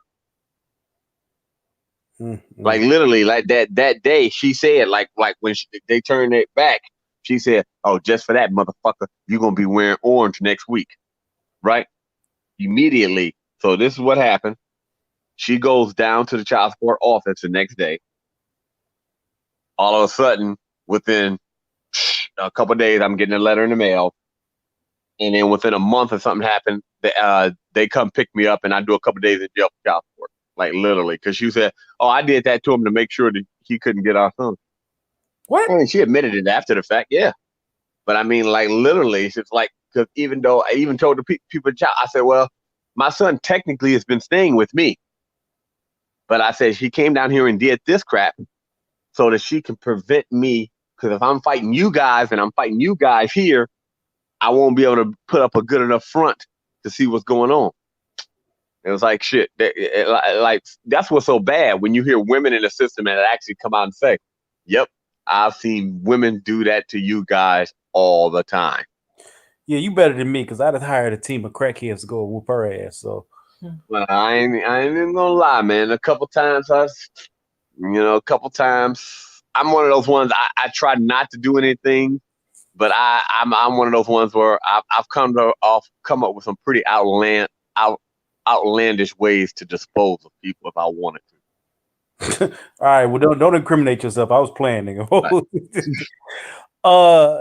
Since we got you on here, Don Juan, you was telling us a story the other day where you was with a chick and she was off the chain. She ended up picking up a pistol and shooting it off in the house and hitting the refrigerator. You care to elaborate on that? And that situation was domestic violence. In my mind, that was crazy as fuck. But you care to elaborate on that? Because you stuck around, didn't you? Yeah, I did stay in that situation that I was in. And you know the crazy thing? I'm going to tell you the crazy thing about that. The crazy thing is, I think I actually had said something or I spoke on that before on your panel. I don't know how, but she hit me up yesterday and was like, can you please stop talking about me on the panel? I'm like, what? Like, goddamn, who? What are you talking about? You gotta be careful, You nigga. know? Shots fired. I'm like, shit, Pow I ain't pow, say your nigga. name. Look, I'm like, I ain't say your name. You know what I'm saying? So they don't know who I'm talking about. She like, yeah, they know who you talk about and shit like that. So, uh, out of respect, I ain't gonna talk on that situation. I got a different situation I can Listen, actually speak on, right? if you don't feel safe, all I need you to do is call. Not that. I'ma actually talk because what I'm trying to do, I'm He actually said, blink trying to get twice her if to you come on need the help. platform and speak about the situation herself. Right. That's what I'm trying to actually do. Trying to get get her to come on the platform and say what was actually going through her mind at the time that made her do that. But I'm gonna speak on another situation, right? Um, I think we was in the back chat and I was telling y'all about the girls that came over to the house, just popped up at the house one day, Uh-huh. right? When I sharing that with y'all. You was. Okay, all right. A couple people didn't hear it, but I go back over it. So I was dealing with this one gal, um, and we had stopped dealing with each other for whatever reason. We stopped dealing with each other, and I had moved on, started dating somebody else. Well, the girl had wound up having. Now I don't have any kids either, but the girl had wound up who I stopped dealing with wound up dealing with another dude. She got pregnant. I'm gonna say 9 months later. My cousin ran into her somewhere on the streets and shit, and she was like, "Girl, who the baby daddy? That looked like my cousin." Playing. She knew that was my goddamn baby though. So I think the girl had asked about me, and she was like, "Yeah, he at the house. Come on, you want to go over there?" So she put this girl in the car, brought her to my house. Now, mind you, the new girl who I was dealing with was already at my house. At the time when they got there, I was in the shower. So I was in the shower, taking the shower, and all I heard motherfucker coming in and talking about, "You better come outside. These motherfuckers about to fight." I'm like, "What?"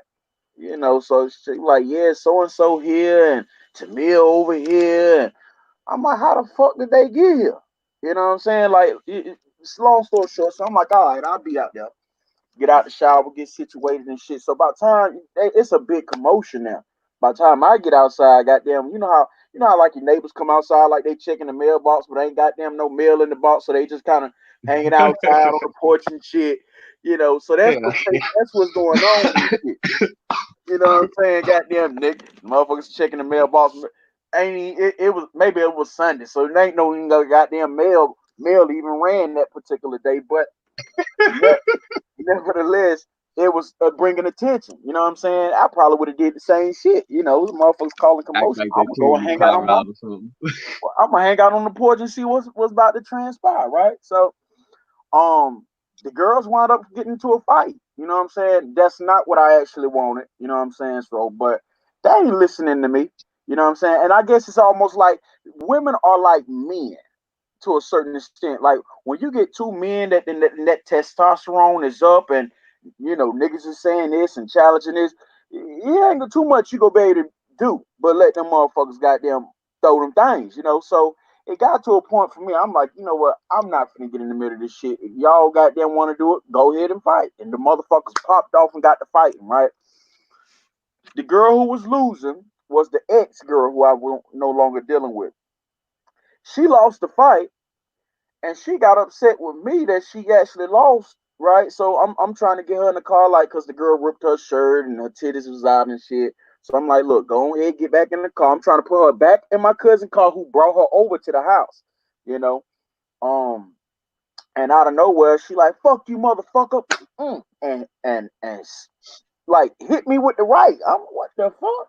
So she hit Now you it was with the it was conversation. instant reaction, almost like the baby boy movie. You know what I'm saying? Goddamn, where he Jody got hit and then he didn't even see. He just came back with the hand.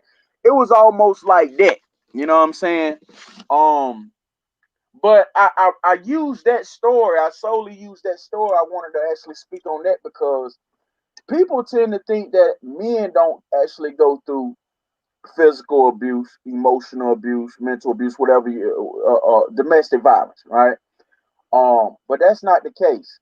And you also have some women, and I heard some women actually spoke on it this evening, but some women have a mentality to where they feel like I can beat your ass. I can smack you. I can throw shit at you and goddamn cut you, goddamn pull the pistol out on you, and you still can't do nothing to me. Like they have that mentality. You know what I'm saying? So Yes, they do. that's never been my mentality. My mentality has always been like, if you big enough to put your hands on somebody, then you should be big enough to suffer the consequences that come with it.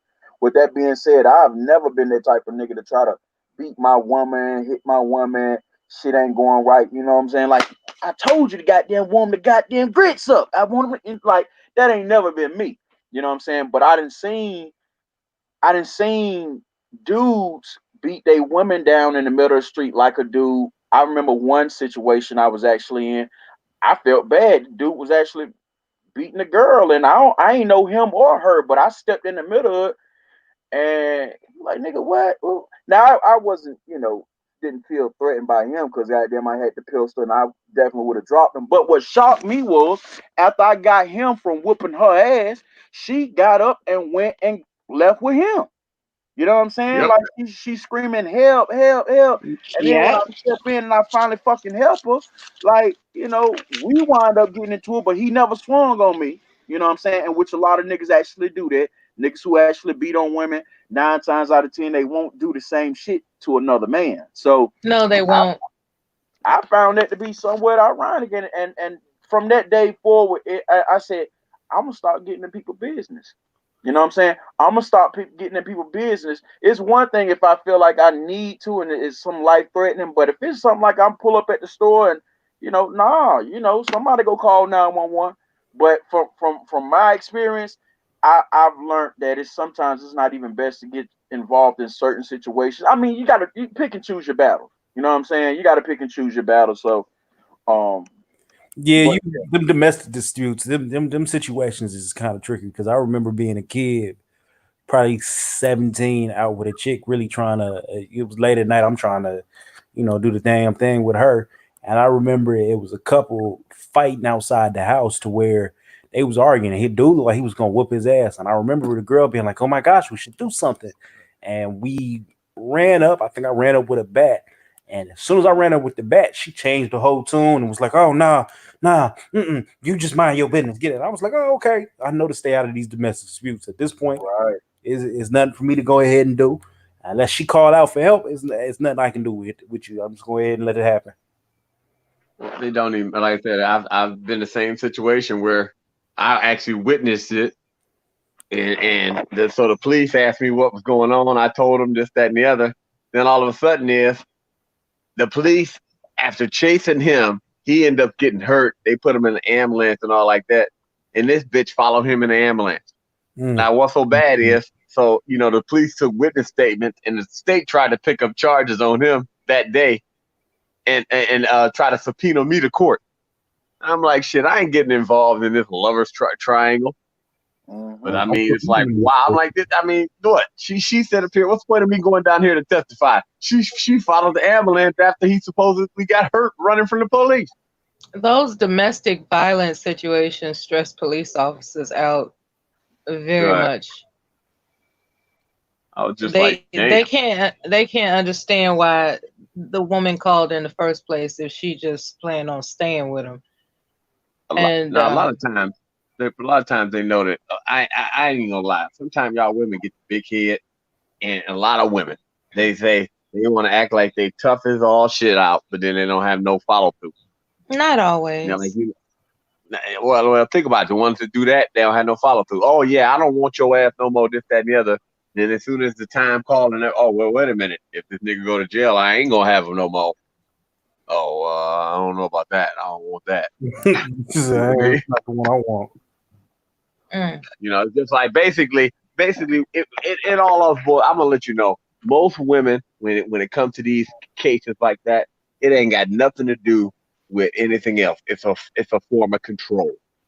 The women figure is, why do you think so many times where that woman, she'd have moved on and been in another relationship and got everything else, but she's still being a pain in the ass for her baby dad? Why? Ladies, your relationship is over with. Why you got to be so different? You done got you a better relationship, and nope, it's like, hey, if I can be a thorn in this nigga's side, I'm gonna make him know. I'm gonna make him regret the day he left me. And I'm pretty sure you've known a lot of women to do that, haven't you? Ladies, do y'all feel like his statement was accurate? I haven't known anyone like that. I'm don't just know anyone saying. like Don't you that, notice but how? I mean, Don't you notice I how? know it happens. Yeah, I know it I mean, happens. So yeah, so it's okay. not. Here's It's the not. question. Like that. It's not that. I got I a mean, question for the women. You don't yes. sit here and I you think it's a cannot tell me demographic one thing. time when you be like, you know what, girl, you just being a bitch just to be a bitch. What you say, Bianca? I think it's a demographic thing. Ah, okay. Mm-hmm. Okay. I mean, Go ahead. I'll say this. Your demographic all depends on what you entertain, right? So it's certain shit I just don't entertain anymore.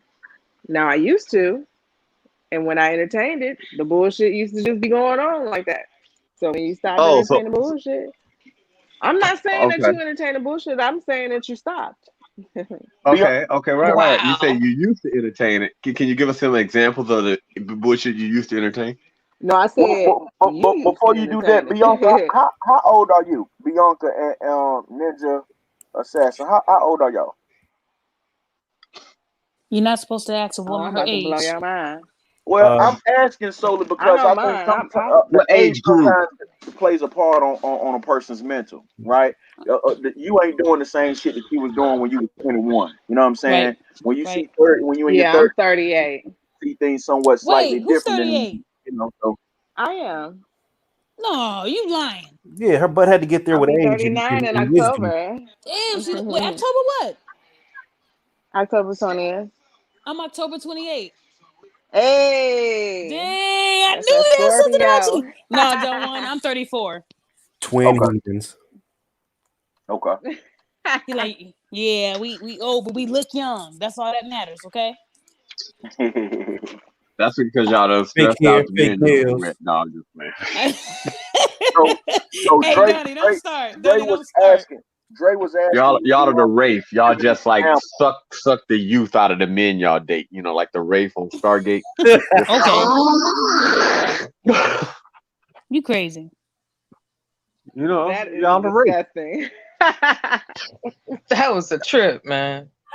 You, I mean, So you have to have seen the Dre, show. But what you was asking for her to give an example of certain things that she used to entertain that she don't entertain no more, right? right, I want to hear that. But it's like if you ever notice too, one of the things I noticed too with women, it's like it's almost like if you notice how they dance around that, where men to go ahead and say like, oh, okay, here you go, Donnie, man. How many of your boys you know I is out didn't there just dance running around it. around I never in the even streets, just addressed it. lying to all type of hoes?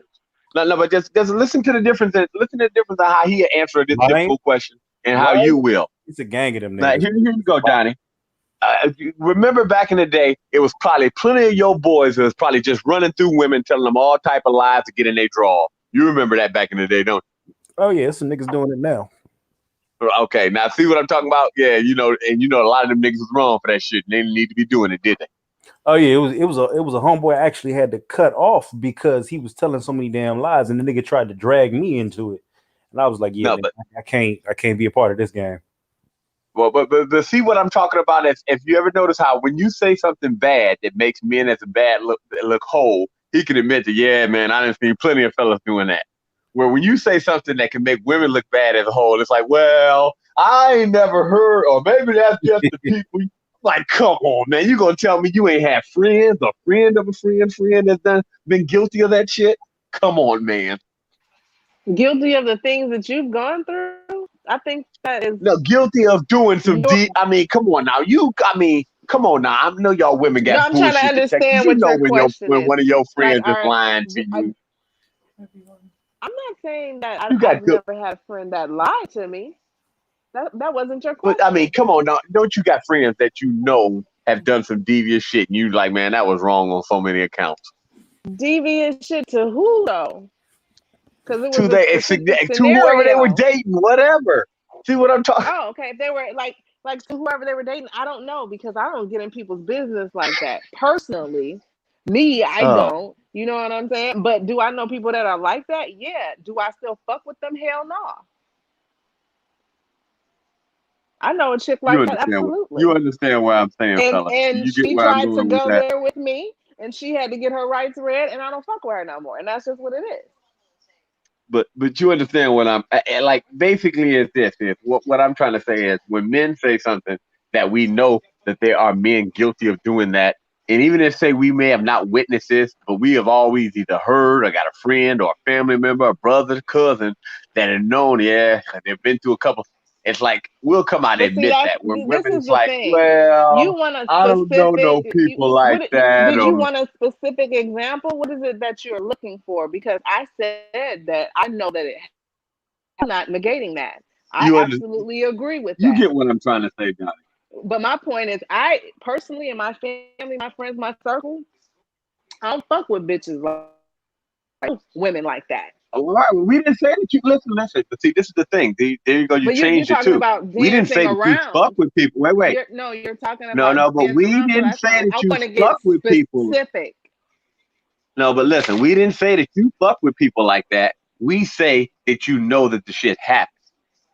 We just want to show That's you, what you I just acknowledge said, the though. fact that it happened. Not saying that you fuck I with did them. that That's different. originally. I originally did that though, and you said that it was danced around, and it wasn't. It was a Yeah, dress we man all put on. said Like, that yeah, I know people that do that. Fuck we've is you heard of talking about? we've heard of women that are the type that you speak of. We've heard that. Of course we have. Okay. I mean, God, they've made lifetime movies out of shit like that. You know? I mean, of course there are bad characters in this world, you know?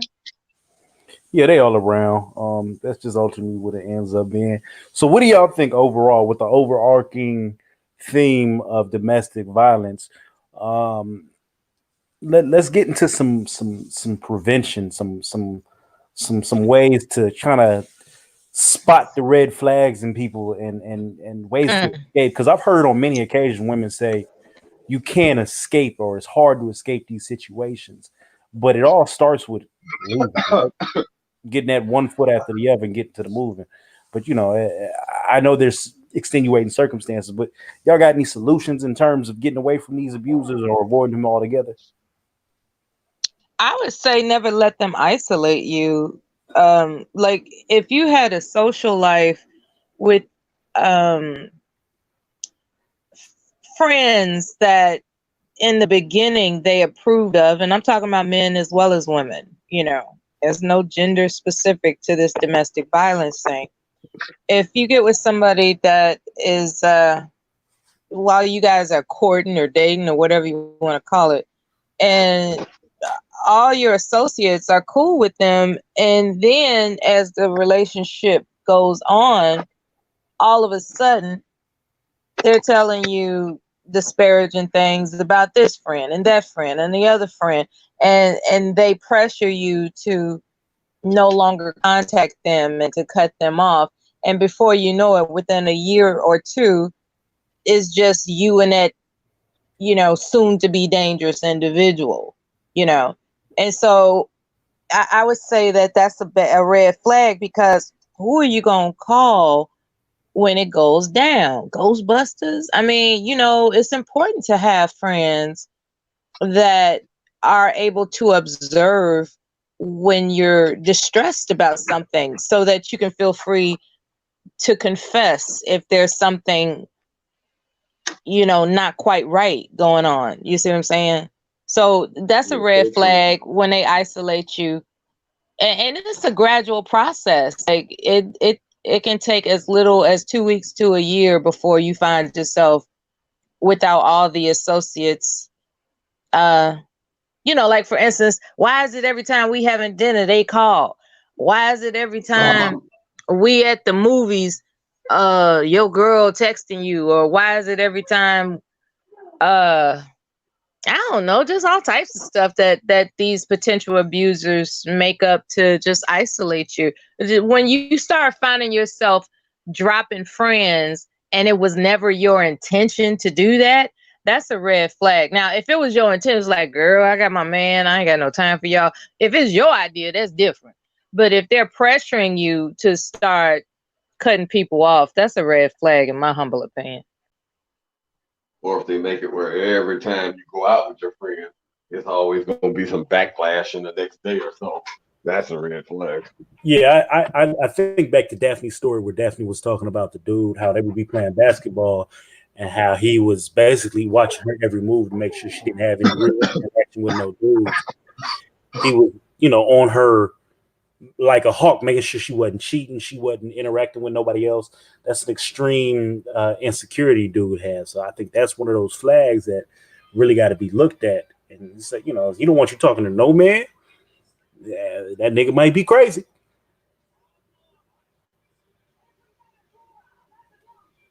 Yeah. But ultimately, I Daphne, let me ask you this, and it's a dumb question because I know the answer. But do you feel like black men protected you or would have protected you had you told them? Granted, you felt like you would have been putting them in harm's way, but did you feel like they would have protected you? I'm trying to think because at that time I did have more guy friends than I did girls because all I did was play ball. So yeah, I think if I would have told them that it would have protected me. I think they would have, because a lot of the guys I played ball with, a lot of them were like goons. A lot of them were killers. But I didn't think to go to them because we weren't on that level, personal level. Well, I didn't want them in my business like that. I wanted them to see me as a hooper and that was it. I didn't trust them enough to tell them something that personal. And then I didn't know what they were going to do in return. These guys probably would have killed them. Then I would have been an accomplice because I said something to them.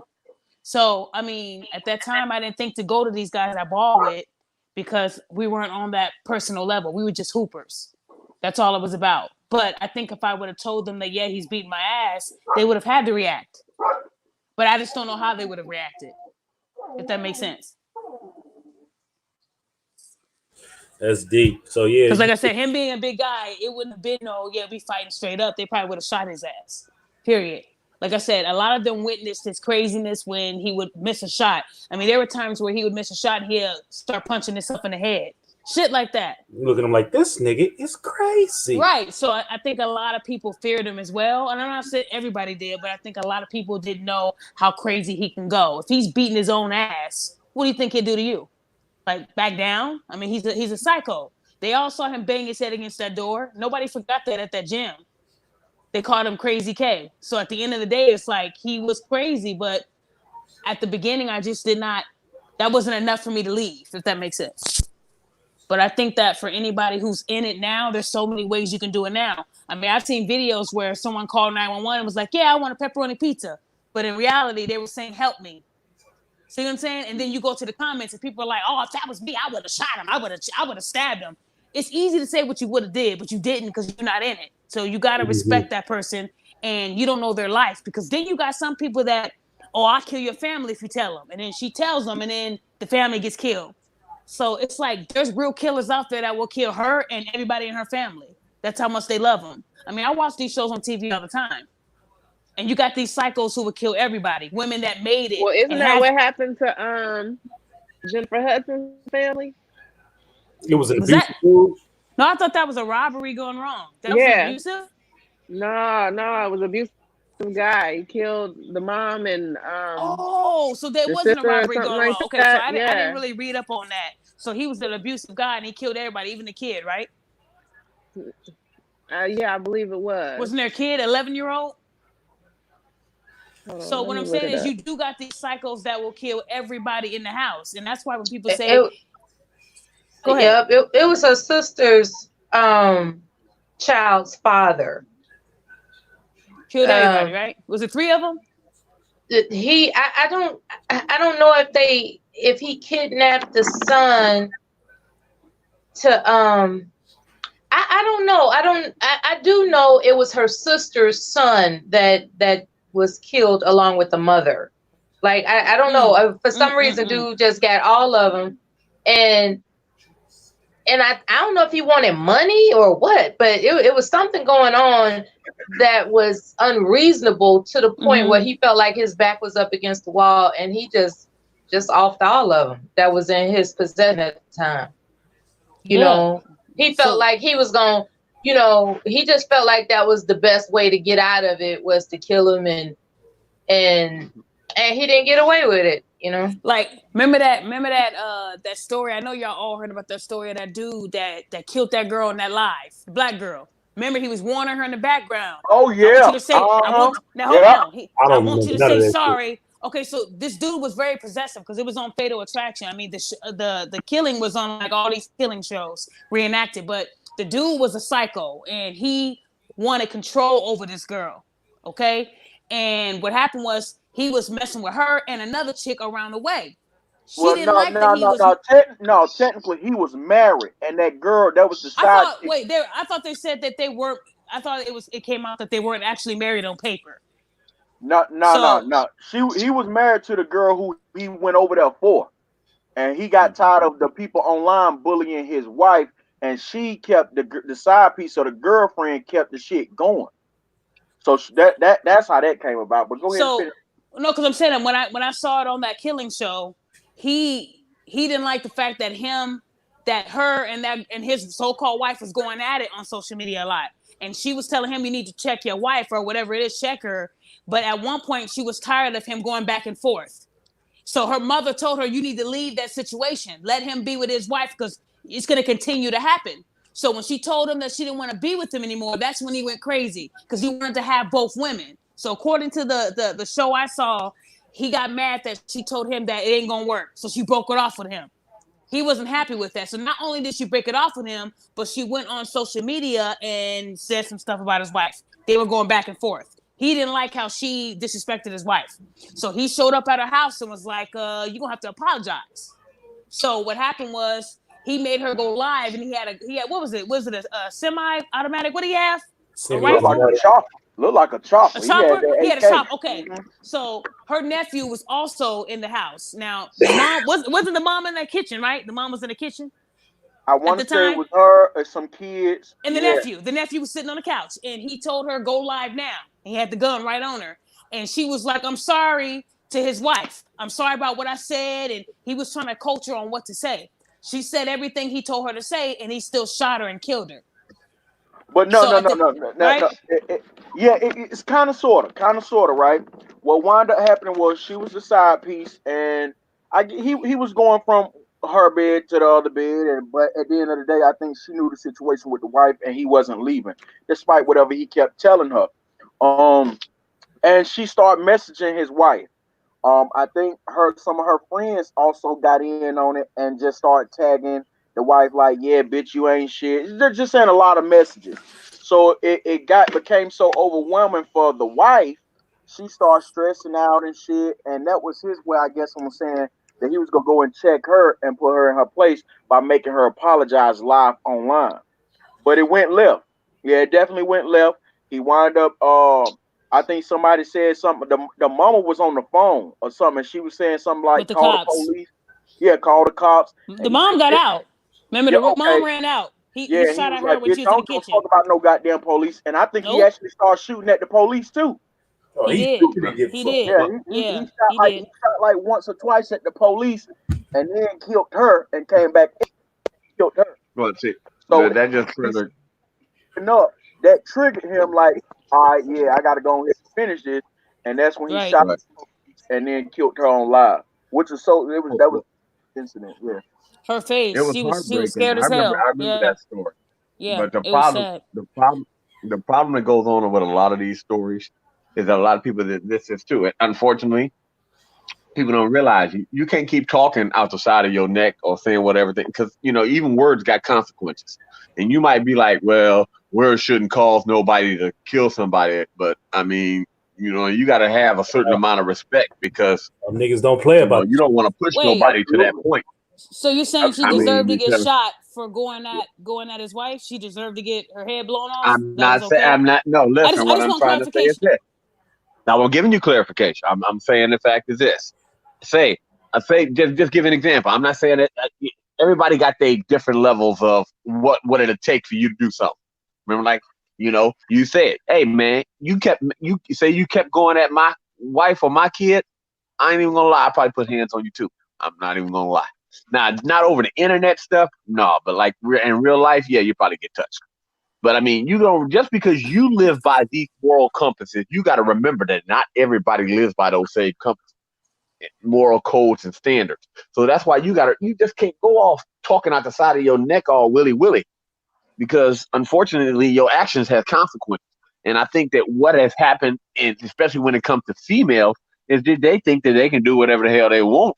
And I don't think it's going to be no backlash. She thought it was funny getting all her girls, and they're probably tag teaming up on her. The woman started getting depressed, this, that, and the other.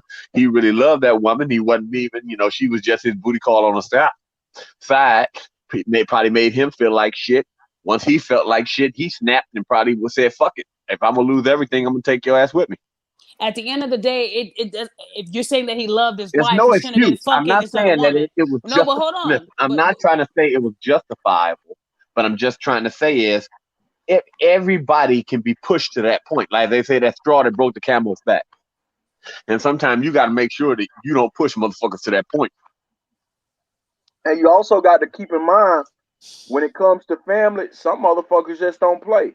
You know what I'm saying? Right. When it comes to family, money, those two things, you can goddamn talk about me all you want, goddamn spit on my car, but when you goddamn fuck with my family or play with my money, like that's a boundary for some people.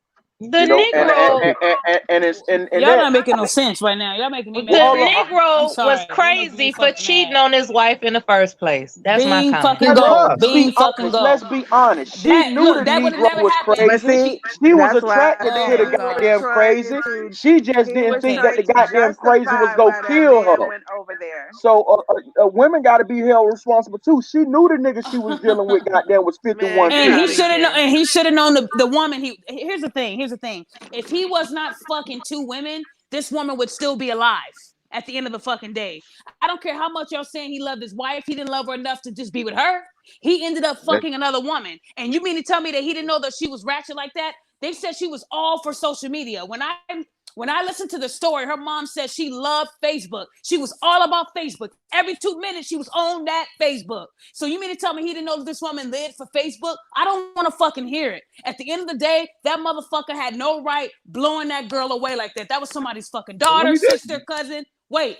So it's like when I was in my relationship with old boy, I could say whatever the fuck I want to say to him. You have no right to break my jaw. You have no right to punch me in my nose. I can say whatever the fuck I want to say. If I didn't put my hands on you, don't you put your fucking hands on me. Because at the end of the day, I got a question. Because at the end of the day, if we both arguing and you punch me and the cop shows up, you mean to tell me we both going to jail because I said something to make you mad? It don't work like that. You ain't both. Look. You ain't both going to jail at all. But this is who's going to jail? No, right. No offense. Right, that's true. But just because I don't mind going to jail, don't mean that you won't get hurt in the process. And see, that's what sometimes people don't take that into the okay. You understand what I'm saying? I don't. That's what He's right. It's like this. It's right. You were just talking. All you did was run your mouth. But the person decided to break your face. Yeah, he going to jail, and that don't give him no right to do that.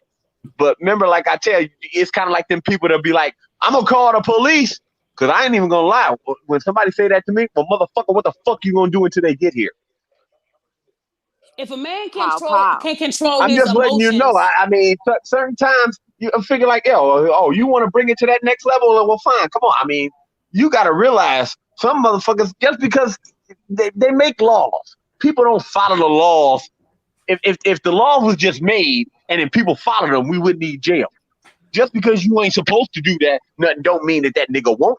And you gotta always, as they say, I don't trust the devil inside that person. And you don't never want to bring that devil out of. Everybody got a devil in them. You don't want to bring that devil out of. Just because some people are better at holding in than others, when they get pissed off, trust me, that's a dangerous game people play with their lives. You don't do that. Back is against the wall. Some folks will go above and beyond. Okay. You know what I'm saying? Like you got some street dudes when it's war, They don't give a fuck about goddamn shooting your car with your kids in the back seat. Nigga, it's war. Right.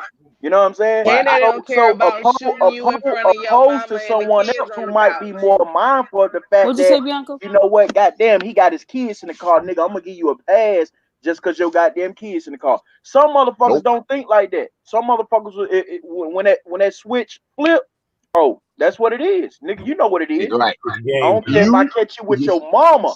I'm gonna leave you right there beside your mama, and your mama might get hit too.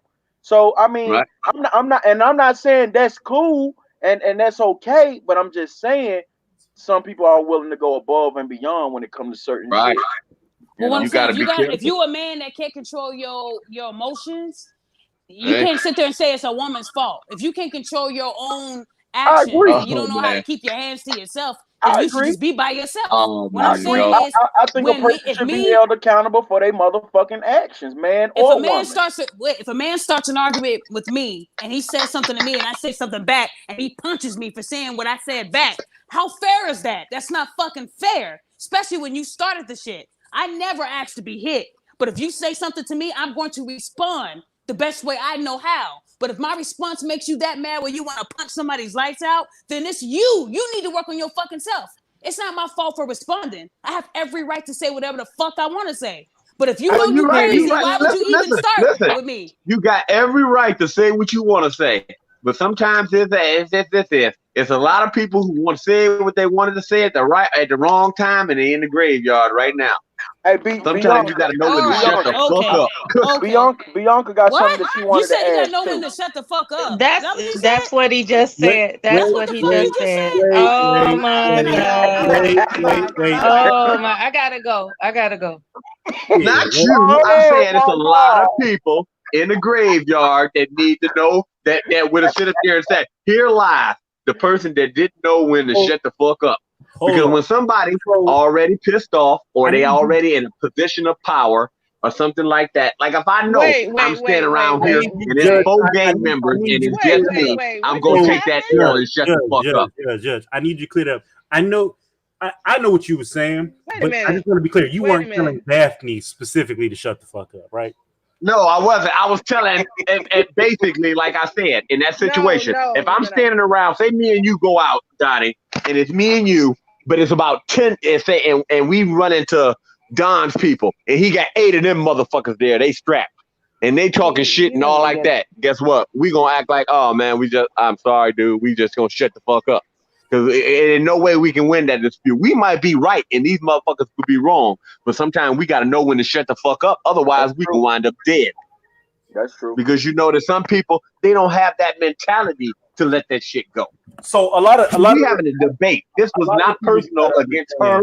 I'm talking about ignorant people out in the street. Yeah, that's the reason why you see these dummies. Idealism tells you this interaction is supposed to go this way. This interaction is supposed to go that way.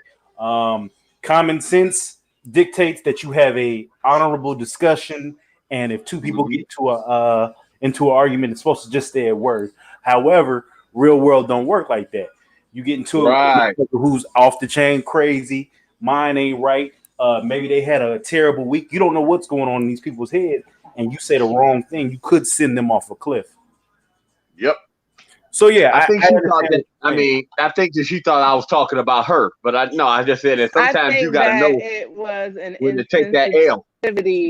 To what we're discussing, and when you're discussing domestic violence, especially when you're talking to someone that has gone through that situation, and you tell them that you got the option to shut the fuck up or die, that's a real low down thing to tell them, because that shouldn't be my option with someone that is supposed to love me. When I'm in a shouldn't in a be your space with, option, but sometimes it might be. Hold on, let her finish. Hold your fucking horses, because I don't let you talk, and they gone because you've been running your fucking mouth and not listening. When you dealing with somebody that done dealt with that shit, you talking about shut the fuck up or die. That's not how you approach that. This is what I be talking about accountability. Accountability when you're talking about how you dealing with someone that is fucking up shit. We're talking about some real issues. But you're telling the person that's the victim in the situation, either you shut up or you die. That's what the problem is. But did you hear what I said? When this thing is, I it should said be the person either had you the keep your upper hand. hands to yourself or you die. But listen, I Either said you the keep your person had the hands to upper yourself. hand. If the person has the upper hand and they are in a position If of the power, person has sometimes the you other got to take hand, that fucking L. And that's man, what you you don't tripping, realize. dude. It's not, You it's not, tripping. it's not about that. You just gotta, sometimes you're gonna take that hit to your pride rather than die. There's plenty of times where I done had to take that hit to my how pride you rather than die because I listen. knew this motherfucker could have killed me. It's not trying to be hard or active and not no respect, but if you know that this person is in the mind frame that they don't give a fuck, just because these are the laws and the rules and what's supposed to happen in a logical world does not mean that person is following logic. That's clear. And that's where women get it all. Y'all feel, well, he shouldn't do that in the first place. He shouldn't, but that ain't gonna stop him from doing it. It's like the saying, I had cameras on the house. That didn't stop the people from breaking in. I get what you're saying, but you also gotta kind of have the wherewithal. You can kind of put it in a nicer fashion, or not even put it in a nicer fashion, Man, to put it he in a more has no acceptable tact fashion. whatsoever. You also got to understand that a lot of people can't easily escape these situations, which is why we having a conversation in this show, right? Exactly. Yeah, this nigga is whooping, his girlfriend's ass, and she should know if she says something, he gonna whoop her ass. However, you shouldn't be in this situation to begin with, but she's there. Now it's about how to get out of that situation. Yeah, she knows if she says something, he gonna whoop her ass, but what the fuck she's supposed to do when she feel like she can't escape? Just like I think Daphne was telling us the story earlier. She didn't think she could go to her parents or to her dad. She didn't think she could go to her brother. And the nigga said he would kill her and the family. So Daphne is in a position where she feel like she can't escape because she feel like the nigga's gonna do something crazy to her family. Her family's at risk because she feel like she gotta be there. Now, No, basically, she couldn't say nothing at the time. Basically, is wait till that motherfucker go to work, pack your shit up, and leave. You know what, Dre? You need to shut the fuck up. All right, I'm being right. You need to really shut the fuck up because first of all, you wasn't there. Yeah, because that's what they did in the movie. Second of all, how dare you? Oh my You gosh! watch too many fucking movies. You don't understand. You watch too many fucking movies, bro. Don't tell me what I fucking should have did. If it was that easy, don't you think I would have fucking did that? How dare you, motherfucker? I didn't say that. I said that's the only thing you could have done. Don't get your That's the only ass thing you fucked listen. up. You are pushing me. You are pushing me. Daphne, You are pushing me. No, fuck him. You were not in a position of power. Fuck him. Daphne. But listen, Daphne, you were not in a position of power. You had no strength to overpower him. And listen, you had no strength to overpower him. You had nobody to have your back. The only thing you could have done is fled. Did anybody hear me say that this motherfucker's job was watching me? See, that's what I'm saying. You came into a conversation without knowing what the fuck I you were heard talking you about. say that his job was watching. So this is what you got to eventually I should have got my shit and left. When this nigga tried to kill me, and I'm thinking he gonna kill my parents and my family if I leave. Hold on, stupid as hell. Go ahead, man. Daphne Dre. Oh, y'all chill. No, don't say Daphne Dre, because bro, I've been patient, but he just talked too fucking much, and you don't know what the fuck he's talking about. He's pushing me. He's pushing me. Keep pushing me, Dre. I'm talking about the situation. Keep pushing me, Dre. I'm talking about the situation as vague, not as your situation. You said that I should have packed my shit and left.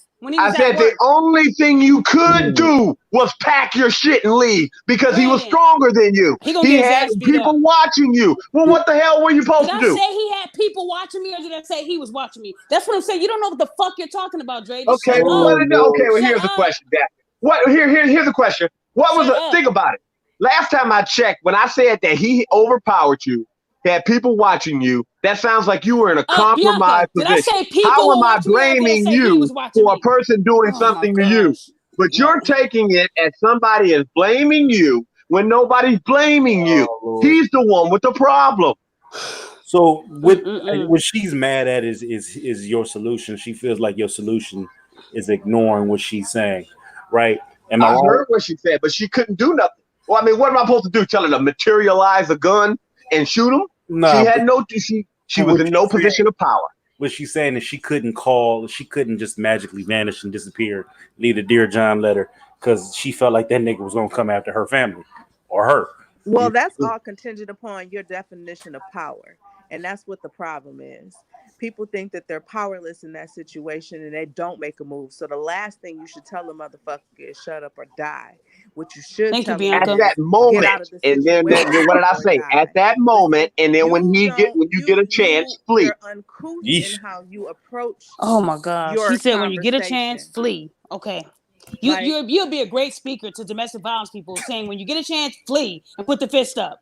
How many women Boy. do you think Okay. fled and their whole family got killed or they got killed? Do you know how many On, Uh, women got killed fleeing, motherfucker? Because they on thought that that this note, nigga really ain't gonna kill my family and they did get killed. I Donnie know is 2 people wrapping the show myself up. that got killed in a situation. I was 21 fucking years old. Yeah, I made a mistake. Yeah, I should have flew and left and went somewhere. But you know what? When somebody stabs you, you believe that they will kill your family. And I already lost my fucking mother. So you know what, Dre? At the end of the day, nigga, I'm fucking you up. I'm fucking you up. Watch. please Well, do. Well, go ahead. so See what I mean? we're gonna We go were ahead talking and about we were talking about a we're person gonna, in your. We weren't talking about your situation. We were we're talking gonna about a close person it in out. that situation. Goddamn, But This Dre. okay, is a Goddamn, Dre, what you did? situation that got out of control. But you know what? That just goes to show this is a deep ass conversation. And 2 hours ain't gonna cover it. We It's a ain't enough to sensitive cover it. conversation, man. too, Donnie. This is a very sensitive topic. You Yeah, know what I'm saying? Well, the So thing yeah, is, I'm gonna say, can I say this, please? say As it. I see, because a lot of times on these panels, I don't like to even address these panels because I find the shit just hilarious. But a lot of times on these panels, you encounter men that just have this lack of empathy and just completely insensitive to shit that be really going on, like shit that you really gotta sit down and and and work through because it's a healing that needs to happen amongst us.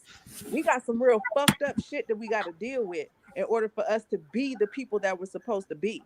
And for us to be skimming over it and playing over it and saying stupid ass shit like shut up or die to somebody that have been through some real ass shit, like you really need to sit down and readjust how you talk to motherfuckers first. okay. Bianca, Period. can we go back and say? But listen, when we see, I love how y'all like to take a little snippet. What I said, It's not said about a when snippet. It's no, about your wait a minute, approach. because you done said it It's three not times, the and I snip. want to make sure that it's That taken was in the piece to context the sick. when I That said to was shut up or the die icing thing. on the cake. That was the straw that broke the camel's back. Okay, We had been but listening listen, for 15 listen. hours. Okay, but this is what I want to say. That's fine. If you notice, I don't have no problem admitting to anything that I said. But one of the things I said is when a person is sitting here tripping and they're going off the edge, and if they're screaming out and they're in a position of power, and like I said, that's when I came with the shut up or die. Not saying that everybody in that predicament, but if a person's already going off, going crazy, and you know that this person's about to go, it's like basically you ever see a hostage negotiator. You know, when a person's in there going off crazy, what are the first thing they do? They shut up. They listen. They try to talk calmly. Because why? They're in a position of power right now. You do not want to tip the scales in their favor anymore to where they use that power to do anything else. And that's what I was trying to explain to them. The only thing she could do at that point was to shut up. Because if she said anything else to him, he could probably go up and kill her. Then after she has a chance, she can escape then. I understand that you may not like that as the type of answer. Well, you shouldn't just. But see, I think really what bothers women more than anything is that you're telling them to shut up. Because really, it's not the fact is you is as they say, you live to Man, fight another day. You know you that. are trying to diminish this to some fickle ass yeah, bullshit, and it ain't even about that. And if yeah, Dre, you Dre, can't you you got to can't adjust you how you that talk to a motherfucker, that's a character flaw. Don, Period. Don Juan, go ahead and speak on it. I was gonna Go say, ahead, Don. Dre, you got to remember the topic that we're actually speaking on is very sensitive, especially if you're actually dealing with someone who actually experienced that firsthand domestic violence. And Mm-hmm. I was actually listening to her story and whatnot. So she definitely sounded like she actually endured a lot within that relationship. So sometimes it's not about what you say, it's how you say it. You know Mm-hmm. what I'm Right. saying? I think it hit a nerve with her, but it was not You that. could Like be I said, spot my on. stuff was not based at Hold her. on, Drake. Hold Hold on, on. Dre. Let him You could finish. be spot on with what you was actually saying, but sometimes maybe how you saying it make it could make it feel like you don't give a fuck or you ain't considerate of the situation. When that marriage at all. But that's what I'm saying. Sometimes it's not what you say, it's how you say it. you know. Yeah, I mean, I learned a lot from Daphne because basically my mindset of domestic violence beforehand was because I was in a small situation, but it was always get the fuck up, get out, it's game over. But if you listen to Daphne and the way she told this story, it she didn't see it coming, and when it was on her, it was a situation where she didn't know what the fuck to do. She was trying to walk the tightrope and try and figure out her options. And I, like I said, I always had the mindset of if somebody's whooping your ass, it's just easy enough to get up and go.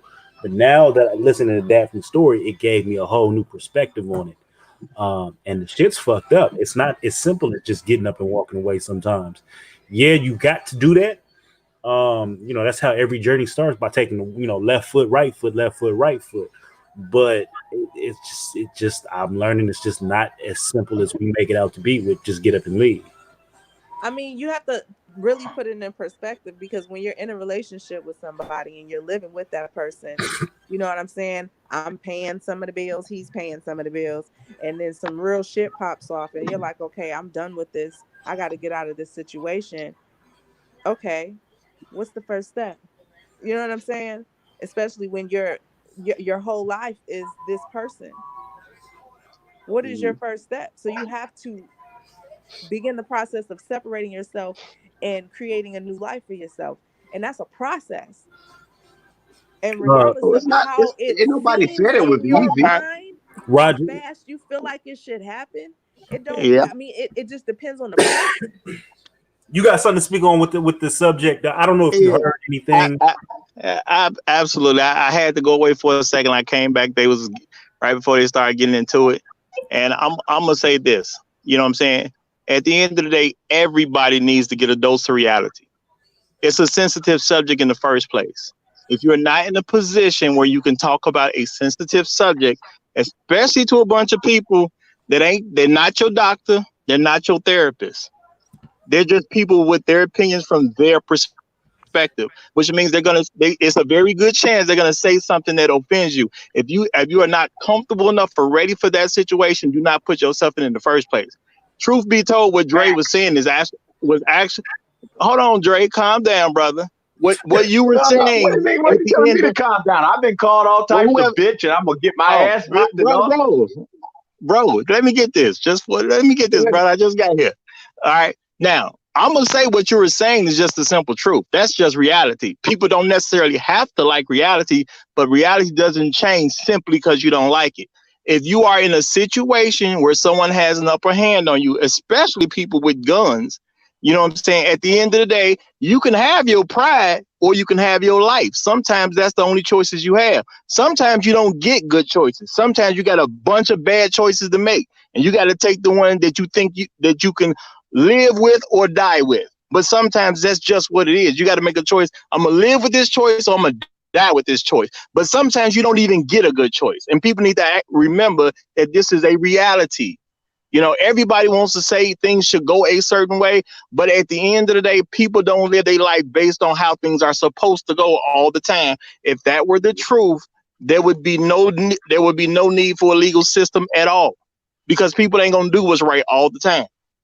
Now, when it comes to Daphne, I understood where you was coming from, Judge. I know you wasn't attacking her personally, but if you're gonna come to a panel talking about this type of subject, and you know you ain't coming to this panel with doctors and things like that, if you can't handle that type of a person's opinion and their perspective, sometimes you just got to walk away from it. So maybe just Daphne walked away because that's what she needed to do.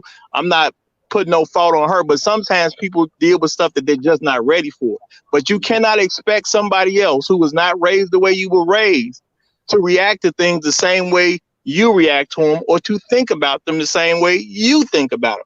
That is not realistic. When you have these discussions, they are to exchange ideas so people can think about stuff in a different way. Maybe that helps them, maybe it doesn't. Sometimes you get some information you can use, sometimes you don't. But at the end of the day, you cannot come at people like they don't get so in their opinion, just shut up. But when you get to a place where people can't even talk and say what they want to say,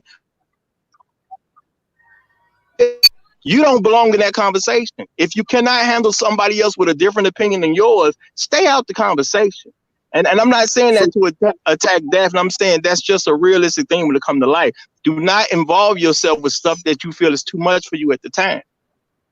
Period. Because you can't control how these people are going to act. So okay, this is one of the things I think I said. I was talking in general. Daphne came on here with something that's kind of I don't know how she'll respond to. It was personal to her. It was personal to her. That's what it comes to. That shit was crazy. So, you know, I get why you understand you got to come on and you got to be prepared for people's responses. Just like you said, you're not on here with therapists. However, at the same time, this is still an open wound.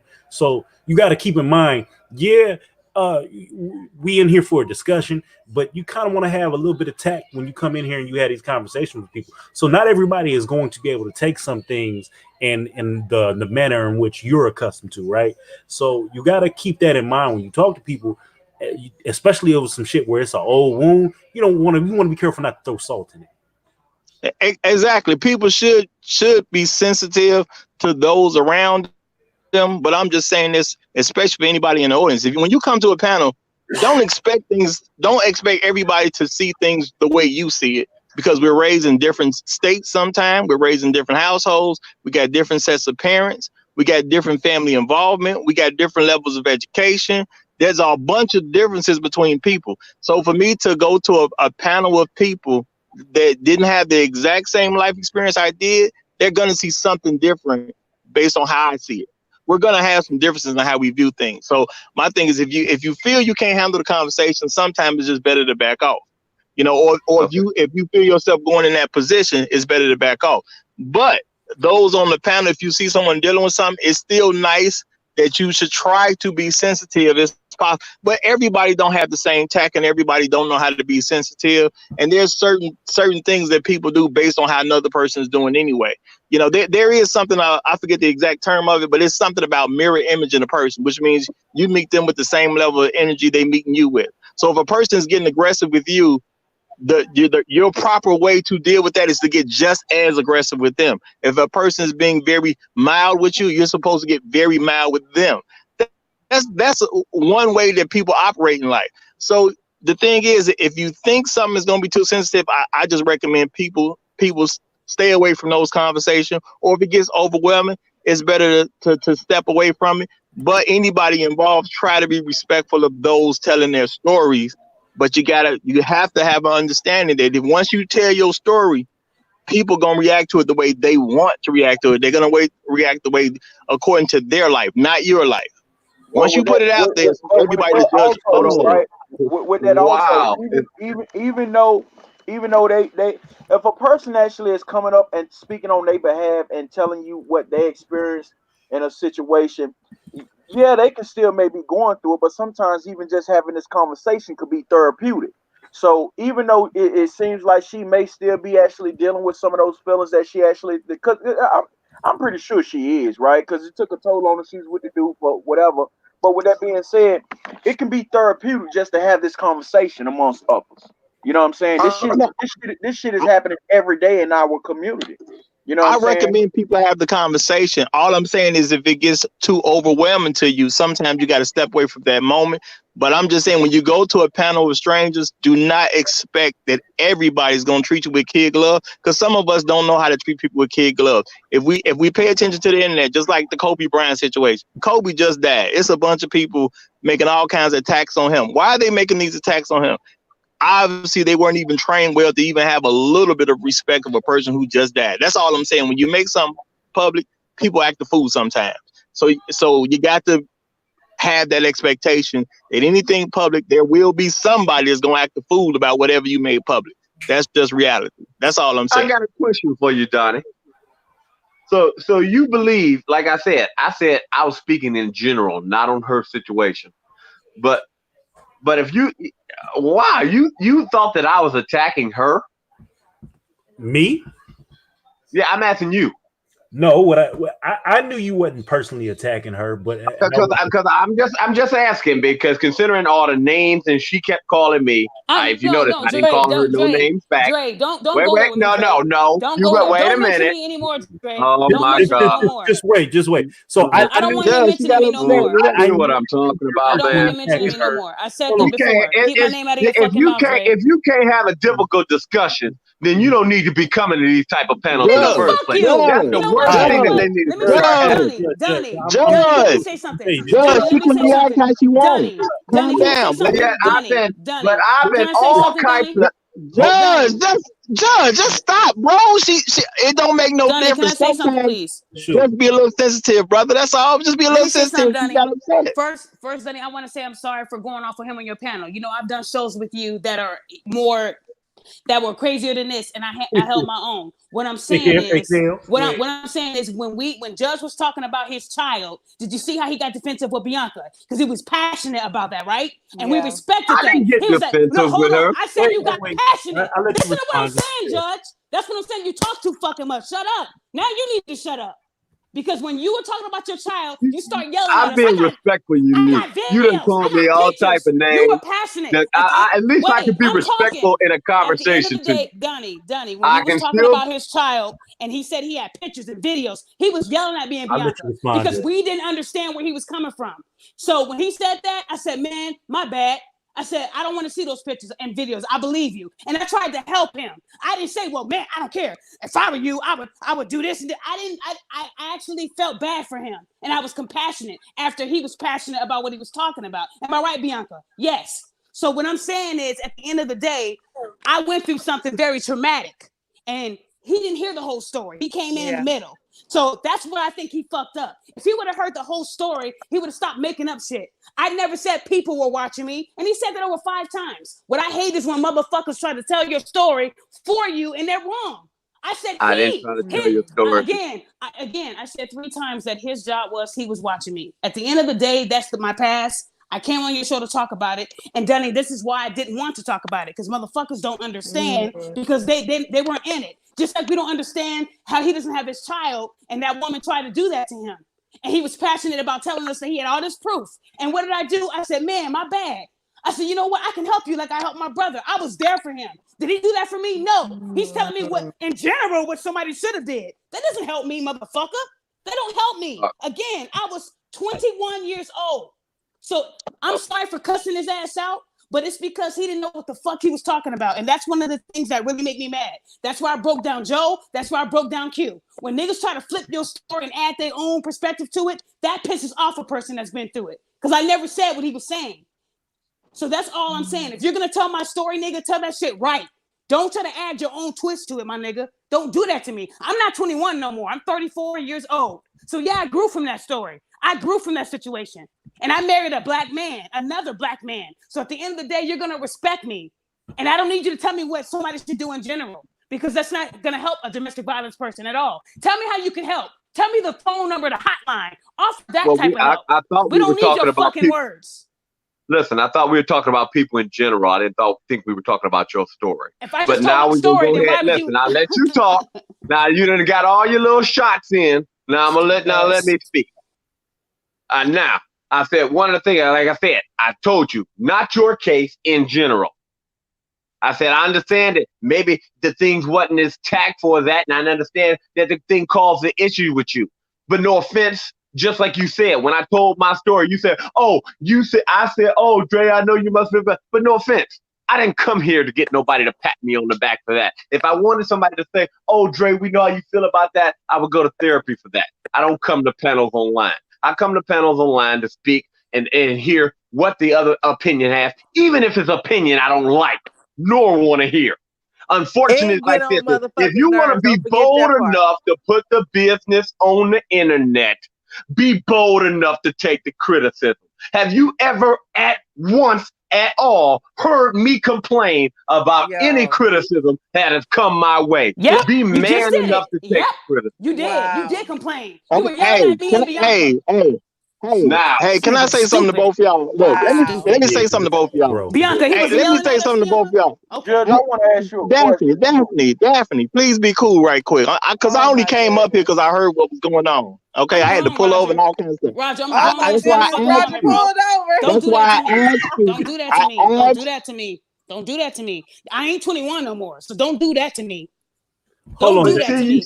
Threatening to fuck with the fine people and her. Come on, girl.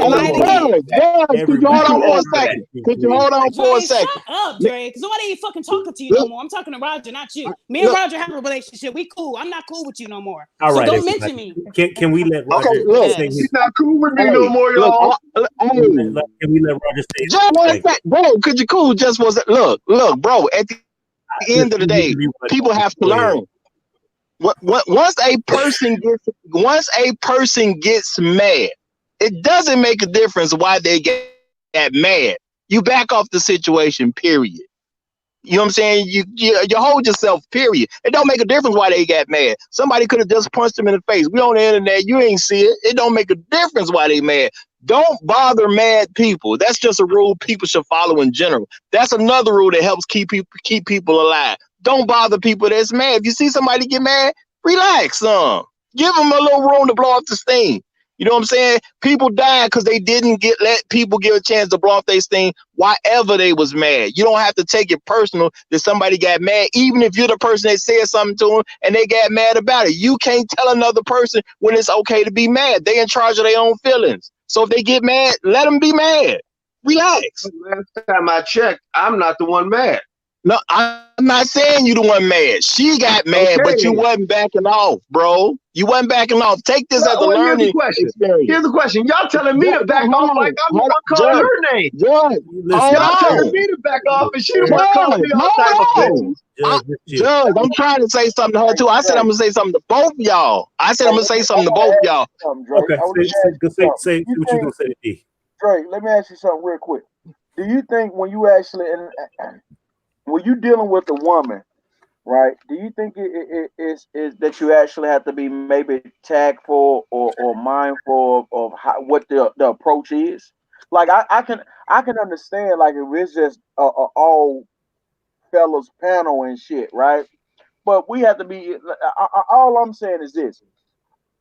I think when you actually speaking to women, especially about a subject, something that's sensitive as domestic violence, you have to choose your words wisely. You know what I'm saying? And I think you won't necessarily thinking about what you said. You just kind of said it and threw it out there, not necessarily thinking about how somebody else will receive what you actually said. So, I didn't see nothing wrong with what you were saying because I knew what you was trying to say. But with that being said, certain things, man, you just got to be kind of tactful about how you actually speaking and who you speaking to. You know what I'm saying? If it was an all God panel up here, no hold back type shit. But if we actually talking about women on the panel and then we talking about domestic violence, I would think it would be some type of compassion in that and whatever you actually saying. That's it. Especially when it's Daphne, because Daphne the one who hold herself accountable in every situation. Like that's the motherfucker who be like, listen, I fucked up. Oh, I did this. Nah, bitches be doing this shit. Daphne's not the one who is up here playing blind to shit that's not going on. So but Donnie, go ahead. If you notice, I said in general, not her situation. Judge, you didn't say anything wrong. You didn't say anything wrong. I actually agree with what you said, but at the end of the day, when she got mad, that's what I'm trying to tell you. When she got mad, that's when you were supposed to back off. You can tell somebody anything, and they have the right to be mad no matter what. It don't make a difference what you said. If you said something wrong, you could have told her I bought you some flowers. If she got mad, she still have a right to be mad. If a person gets mad, you simply back off for a moment, bro. That's all I'm saying to you. Roger, the fact that you're even saying that, I agree with you don't think he was wrong for what he said. The Don Juan hit that shit on the nail.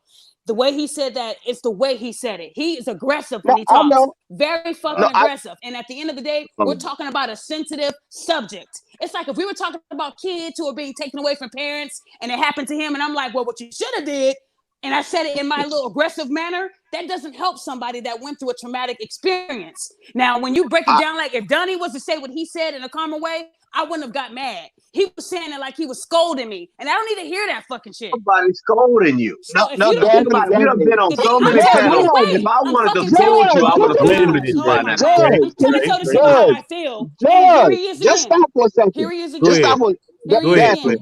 I can't even tell somebody how I felt in the moment. Okay. Daphne, I understand where you're coming from. I only came up because I saw you get pissed off. That's because I could be driving, get to where I'm trying to go. I stopped because I heard you get pissed off. All I'm saying to you is you have to understand when you're talking to people on the internet, these ain't doctors, these ain't therapists. They don't see the stuff from your certain. You got certain trainings that other people just don't have. You're gonna approach things very different. All I'm saying is try to give a person room to not be a professional. That's all I'm trying to. I'm not saying you didn't have a right to get mad, but Judge ain't no professional at that particular thing. It is good for you to tell your story. I'm pretty sure somebody is going to hear your story and it will be a help to them. I'm pretty sure that's going to happen because a lot of women say they hear other people's story and it helps them make certain decisions.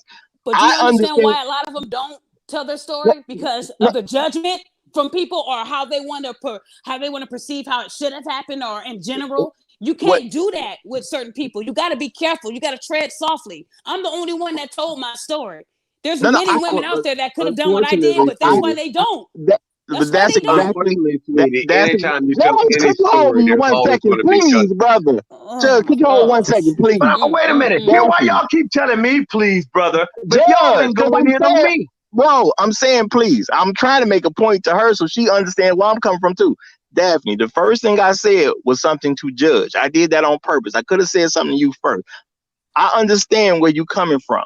I understand Judge ain't a professional. And what all I'm saying to you is you can't react to him like he's supposed to know how to maneuver in these particular situations. I don't have a problem with what Judge said, but I also have an understanding that there are times in life where somebody just has to be killed. But that's my understanding of life. Other people don't have that understanding. I'm a person that still believes in the Bible, and I believe in thou shalt not murder.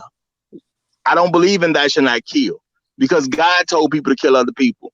So I believe when Jesus himself gave the 10 commandments, they interpreted that as thou shalt not murder, which is consistent with how God is based on what I know, because he told people to go kill other people. So sometimes there are people that just simply got to die. Now, as a woman, hopefully you'll never have to worry about something like that. That's why I can understand where Judge is coming from. Because if it was a family member of mine and I was in a bad situation where I could either kill a person that's hurt my family member, but yeah, I got to deal with all this legal stuff, or let my family member keep going through it, I would probably just pick killing them. But that's me. You see what I'm saying? So that's why I understand where you're coming from. Now, I hope I never have to make that choice, but sometimes life ain't fair and you get ugly choices. So that's why I understand where you're coming from. So I'm just saying, give him room to be human. He don't understand this the way you understand it. You've been through something, he ain't been through it. So he's not going to be as sensitive to you and your situation. And all I'm saying is you can't go on a panel with people and expect others to be as sensitive to it the way you are. What you're saying is important. But that I think you're cool the problem. That's Thank you, problem. Bianca. I understand that's a problem, Bianca. But Donnie was sensitive to it. The Don Juan was sensitive to it. So I don't get what you're saying, bro. But everybody's not going to be sensitive to it. Then why should they do this panel? Because Donnie said how sensitive this topic was going to be. No, I understand that, but that's what I'm saying. This is a teaching moment. That's why I first started talking to Judge about when you see somebody get mad, the first thing you do is back off.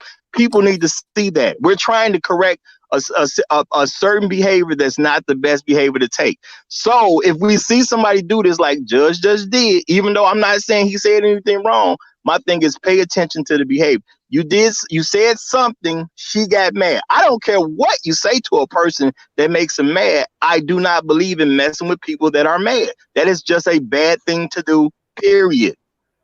So so hopefully people who hear this will hear me saying, hey, leave people that's mad alone, and they'll actually do that. And a lot of other people will not get hurt and will not end up dead because they left somebody who was mad alone and let them cool off. Wise words about the Roger report. Bianca, can you say what you were gonna say, please? Because we ain't heard no women like other than me speak. Can you say something? Yeah, no, I'm just, my whole thing is with this whole conversation is just the lack of empathy, like, and consideration for the actual circumstances, like the situations you find yourself in. And it's not just isolated to women. It's not just isolated to men. It's not just isolated to children. It's a community issue. You know what I'm saying? So I'm just trying to understand, like, I know I've been through some shit. I know everybody on this motherfucking panel have been through some shit. So to have that type of disregard for someone that you should have a rapport with, you know what I'm saying? Like, even if you're just speaking in general, it's still a shitty general thing to fucking say. Period. Because your approach to something that fucking fucked up is just shitty. To tell somebody that's your option in certain situations, no. You need to think. You need to get out of that situation. If you're in a situation where it's that fucking severe to where you either shut up or die, then you need to be on some motherfucking Jet Li goddamn 007 shit trying to get up out that bitch. Or either kill that bitch, burn the motherfucking house down. You better do something. Yeah, I think shut up or die. 99% of the problem here was delivery, and really, Absolutely. it's But just, that's the whole point. And if you lack tact and you don't deliver shit the correct way on multiple fucking occasions, that is a character flaw. You need to fix your shit. Okay, well, here's a question now. Now you think about it. Now you say I didn't deliver it in a quite way that you felt that it was as tactful as you know.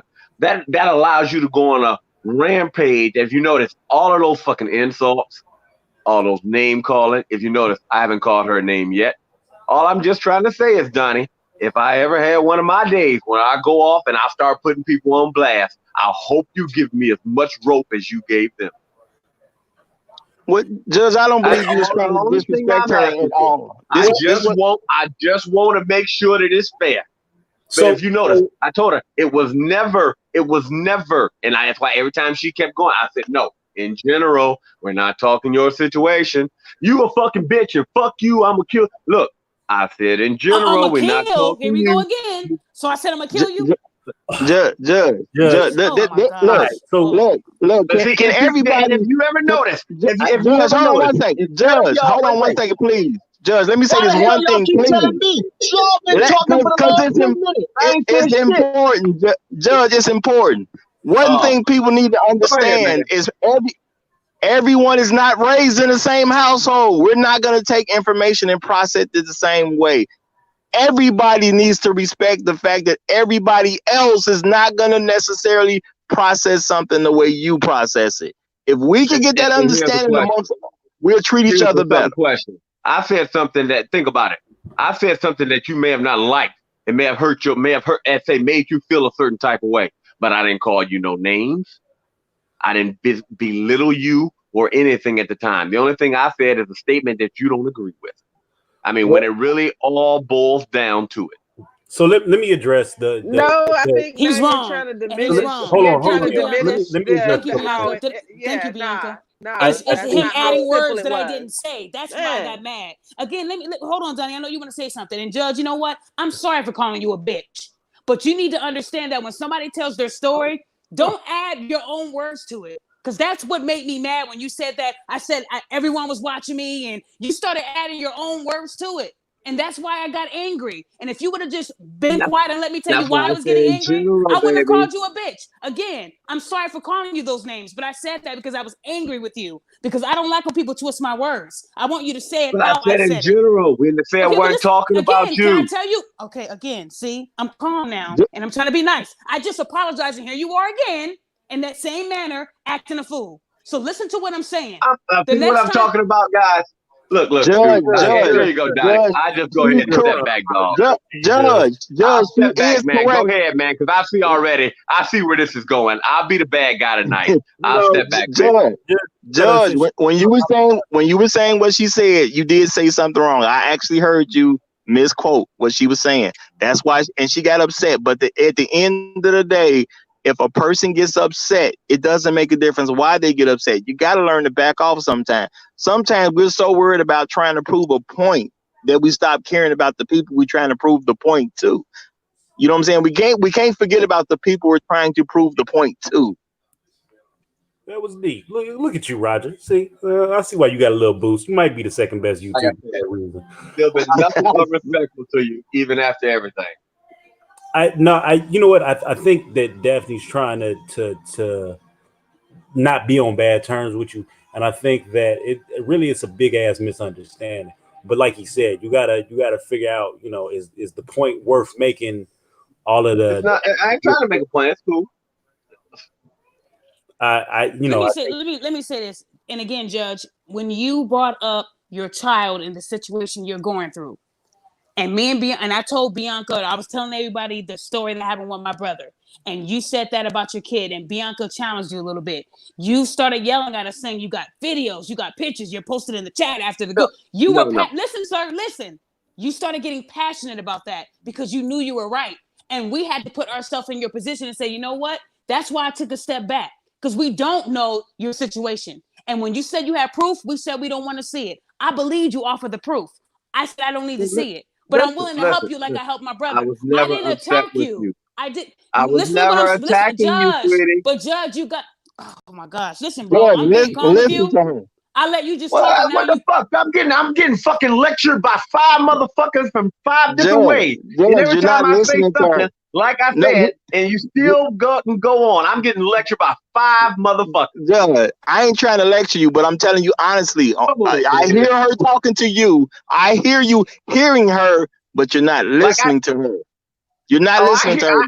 I did hear her. Let's think about it. I didn't have 5 people tell me. She didn't even get to her point, and you tripping already. Wait a minute. Here's the question. Why don't you we'll go back after the show is over and read it. Pay attention to how much a word she said compared to what I said. Judge, stop trying to prove you. I don't really think you want us to take that score. Why don't you do it? I mean, that's what I don't understand the crap. I said in general, and I keep saying in general. Even after all the crap, and like you said, no, I was compassionate when I said something, and I was just stating all the facts when I was talking about the crap with the kids. The only reason why is because I was trying to show I figured, hey, I'll show you so you can see that, yeah, some people do go fight this. But hey, if you didn't say, oh, Dre, we feel sorry for you, I wouldn't care. I mean, because unfortunately, it doesn't change the situation at hand. Yeah, but you got. I mean, I figure we come to these panels to have a debate, and I realize that not everybody's going to say, "Oh, poor baby," and feel like Dre, everything will be all right. I know that. I know that there are going to be other people with other opinions. Tonight we wasn't debating. Well, maybe, but I mean, it's going to be other people with other opinions, with other point of views. I mean, I'm not even going to lie. Some of you guys have said some things, and I thought, well, you know what? Maybe I did deserve that. I don't have. One of the things that you notice, I don't have no problem saying that if I'm wrong. Drake, no problem at all. I even tell you, well, you might say I'm wrong, and the majority of you say that I'm wrong. But I just disagree. Take it like you can. You can come on here, and I applaud you because you'll tell everything just the way it is, just the way the shit happened, and be like, listen, I don't give a fuck it happened. Y'all need to learn from my example. Not everybody can do that. 90% of the time you hear these motherfuckers on YouTube, they telling stories, telling shit, magical events that happen. You hear Drake tell it just how it fucking happened. So I can applaud you on that, right? But the other thing about you is you would tell somebody without a soft landing, right? So you push somebody out the plane and let them hit the ground. Now it's not a bad thing, but it's just like, hey, listen, nigga, you need to learn to fly some way, and they're gonna be hurling out their plane with no parachute. So I understand, and I know how you are. That's why I said I don't think that you did the shit on purpose. I don't think that you did the shit in order to offend her. I just think that you was being Dre, and in this particular situation, it bothered her. So she was upset. And when she basically let you know you was upset, you kept going on like, well, shit shouldn't be upset. I understand her point, and I understand your point. I think at this point, we just need to let the shit go. She's apologized to you. I think you came to an understanding with her. We just dead the shit. Just dead the shit. I get it. But shit, I mean, Drake, we know you. We know you. We can point back to some time you fucked up and be like, yeah, I did it. Oh, yeah, I learned. Not everybody can do that. and you I can mean, everybody else to do that. I mean, in my book, I mean, if it happened, it happened. The truth. One thing of this is lies are too hard to remember. You come out with the truth right away. You know, yeah, I did that shit. You know. Can I talk now? Shoot. Because as you see, I stayed quiet, right? So like I was saying, Bianca, you know what I'm talking about when I said what I said. I'm not talking about the in general. I'm talking about when he started speaking and he was saying something similar to my story, but saying it in a way that as if I said it that way. So I wanted him to understand that if you're gonna say if people are watching you and you could just leave while he's at work, like it was like he was using my example but trying to flip the words around. I didn't like that. I don't need examples. Okay, I didn't come on this panel to tell my story to be judged or to have a debate. This was about us telling our story, how we grew from it, and how we can help the next person. Just like when Mela got on here and told us about her family and said, I'll drop a number in the chat. That is helping people that are listening. This is going to teach people how to grow from it. No one wants to be judged. No one wants to hear in generals when it comes to domestic fucking violence. And I'm telling you this from personal experience. See, Sweetie, there he goes. Now, didn't I say quiet? But baby, the reason why I said leave, Donnie, come baby. on, Donnie. The reason why I'm apologizing to you. I'm apologizing to you. Can you wait till I'm done? The reason why I said, can you wait till I'm done? No. Can I apologize to you? There we go. There's the Ike Turner. There it goes. Daphne, there it goes. Donnie, when he spoke, I stayed on mute. I didn't even breathe. This is not fair now because now he's interrupting me and not letting me finish. I let him finish. I let him finish his whole statement. Let me do the same. I respected you. Respect me. Don't interrupt me. I was apologizing. You can apologize when I'm done, Judge. You couldn't wait till why I was do we done? have to keep beating the dead horse? I just let you beat the dead horse, right? I said in general, right? That was 10 minutes ago, baby girl. All right. Okay, so you didn't just say that shit. All right, Daphne, finish your statement, please. Oh my goodness, the statement's gone. And I'm wrapping it up with this. It's gone. It's gone. I think when you do sensitive topics like this, you shouldn't bring him on the panel because all he's gonna do is piss off people. Like I said, if you look at the chat, a lot of people were very pissed off, and this is why certain people tell you, Donnie, yeah, I'm not gonna go on the panel for this type of situation because of this. What he just did to me. I don't care what he said, and I don't care what man agrees with what he said. It's how you say it. If I tell you to sit the fuck down in an aggressive voice, you're going to challenge me. But if I say, hey, can you please sit down? It's a difference. It's tonality. His tonality was all fucked up, and it did not help me. Him saying his in generals did not help me. Again, I came on this panel and told my story. I didn't tell my story to be judged. I didn't tell my story to have an argument with your panel. I do this all the time with you, Donnie. I don't have problems with people like this. At the end of the day, I just think that when it comes to sensitive topics like this, you should really analyze your words before you say them because you can't take it back. You can't. It's beautiful. Judge, go ahead, speak, brother. And we keep it man. Like I said, his girlfriend. I'm sorry that you took it that way. I said, I guess maybe you don't remember the story, but remember, I was kind of in a situation like that where my girlfriend used to beat me. And the reason why I said wait till the motherfucker go to work, because remember I told you when her ass went to work, I packed up and moved.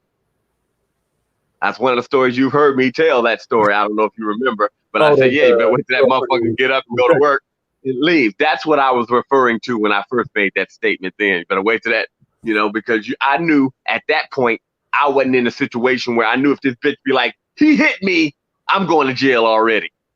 So what I do, I made sure that I'm gone before anything ever happened.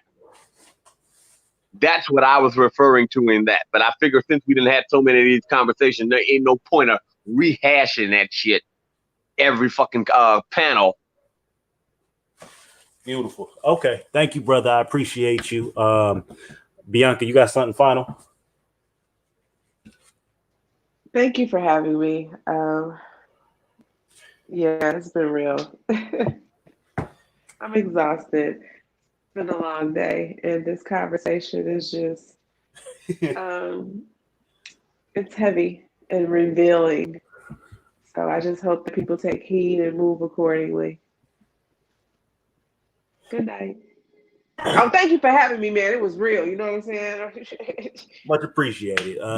Bianca, stick around. Don't go nowhere. The Don Juan Show. Player, pimp, and partner. I'm still here. Final thoughts there. I got to say, I think this is a great topic for us to actually to go into depth and discuss. I also feel as though it's important when we having these topics to have some balance, not just coming from a man's point of view, but a woman's point of view. You know what I'm saying? And hearing both sides. Um, and being somewhat understanding and whatnot to whatever the case may be, regardless if you can relate to that situation or particular story that you hear. um I think it's important to actually have them. You know what I'm saying, and talk about it. It's a lot of people that's actually probably was listening today that's in a domestic violence situation right now and don't know how to respond.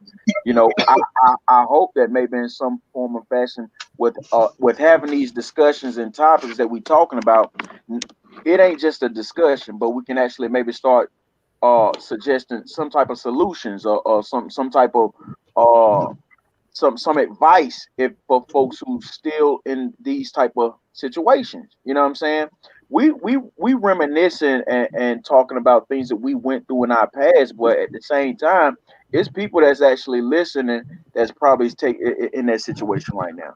So, you know, I appreciate you actually having me on, man. I enjoyed the conversation, and I'm just looking forward to us going into depth and having more topic discussions and topics like this, you know, because I feel like it can definitely do our community some justice.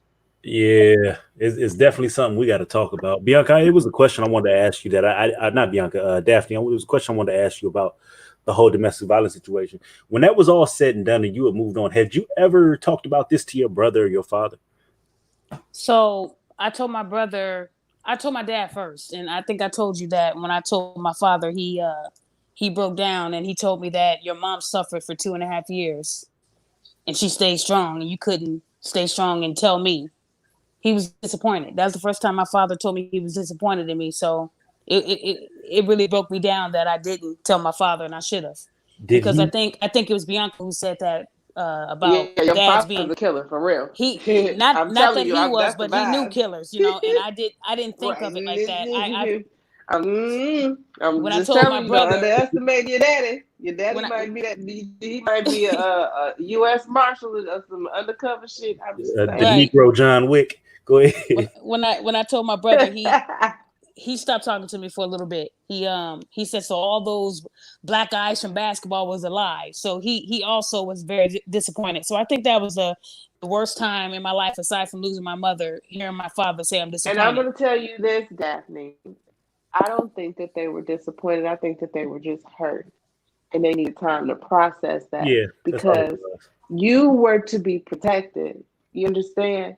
Mm-hmm. And to get that type of information, like it's some shit that has happened to me that I haven't told my mother because I know it'll mess her up. Because, we make decisions as parents and sometimes they're not always wise. But you do the best that you can. So I think that it wasn't disappointment and you shouldn't take it like that. Rod, you got something else to say? We finally Uh, went out. yes, yes. I mean, everyone needs to give everyone else room to be their own person. We're not gonna process stuff the same way. Just because something is right to you is not gonna make it right for me. And everybody needs to give someone else that room. But you got to start looking at your outcomes. I understand women are going to see things very differently. That doesn't mean that I'm going to agree with them just because I'm gonna give them room to see something differently, which was kind of the point I was trying to make to Judge. I actually agree with what Judge said. Sometimes you gotta just kill somebody, and that's a thing that a lot of folks don't ever really want to do, but that doesn't mean it's not necessary in life. People get killed every day, and sometimes there's people who get killed for very righteous reasons. The only problem I feel well, not the only problem, but a big problem that we have amongst people is we don't respect righteous kills. If a person tells me their child was being molested and they killed the molester, I got no problem with that. If a person tells me that somebody was trying to kill his sister, he walked in the house, so he killed him, I got no problem with that. You know what I'm saying? People should be protected, but as women, if you do not let a man know that you are in a bad situation where you're being abused, if he finds out later, sometimes we're going to take that in certain ways. Sometimes it's about the fact that you didn't trust me enough to be able to handle it, or we're going to process it as you didn't think I could take out the guy that needed to be took out. You think I was going to get beat up? You think I was going to get killed? And most men are not going to view themselves in that victim manner. We believe if we're told something is going on with someone that we care about, we're going to be able to go over there and handle it. And then sometimes it's about the fact that we are looking to be men at all times. So if someone I care about is in trouble and you don't give me the information I need to go protect them, you're almost insulting me as a man. You're not going to see it that way because you're a woman. And I understand women don't really see it that way. But it's an insult to me to tell me that I'm right here available to protect you, but you don't respect me enough to actually tell me the information I need to know to get my job done. Men react to things in different ways, and we think about stuff totally different in a lot of manners that women do.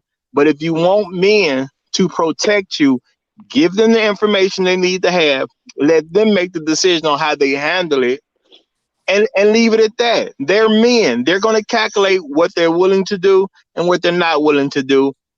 They can make the best choice for themselves. And if we as men, if we feel you're worth dying over, respect our choice to die. If we feel you're worth going to prison over, respect our choice to go to prison.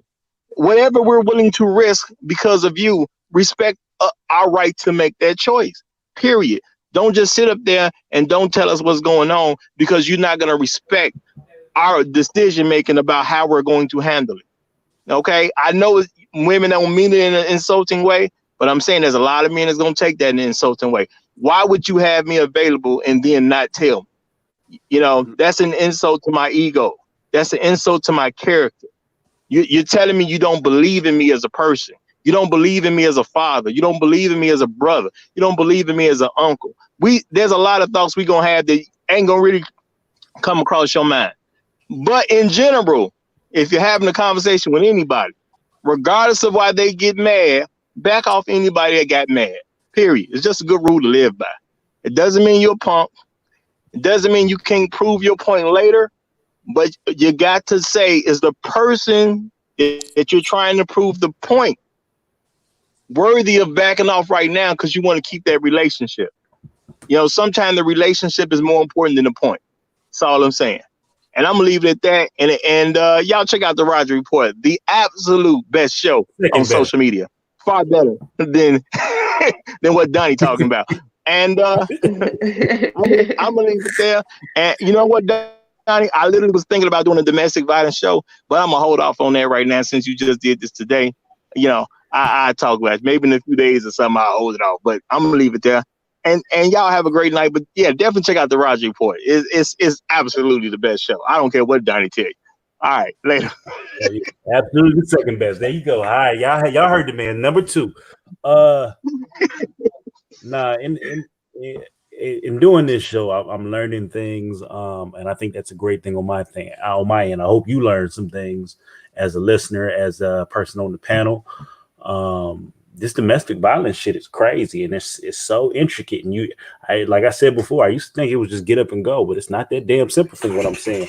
There's a whole lot to it. I just know, in my life, from an early age, I knew what it was to be able to protect family members. So I trained in martial arts, and I know gun fu as well, to where if I'm ever in a position I can handle myself, and it comes down to a physical confrontation, I know how to handle myself. However, the women of my family, I don't know how they are. The members of my family who didn't participate in learning self-protection, I don't know how they are. So I come at it from a different mindset, from a woman who's 21 and fearful for her life, thinking that, her relatives can't really defend her on a physical level. It's crazy to me because this was never a thought process to me. Like I said, I'm learning. The show kind of went to the left, but it's a learning stage. I'm learning these topics and how to do them. Ultimately, at several points during the show, somebody said something that was crazy, and you was like, you know what, that nigga ain't shit. Well, guess what?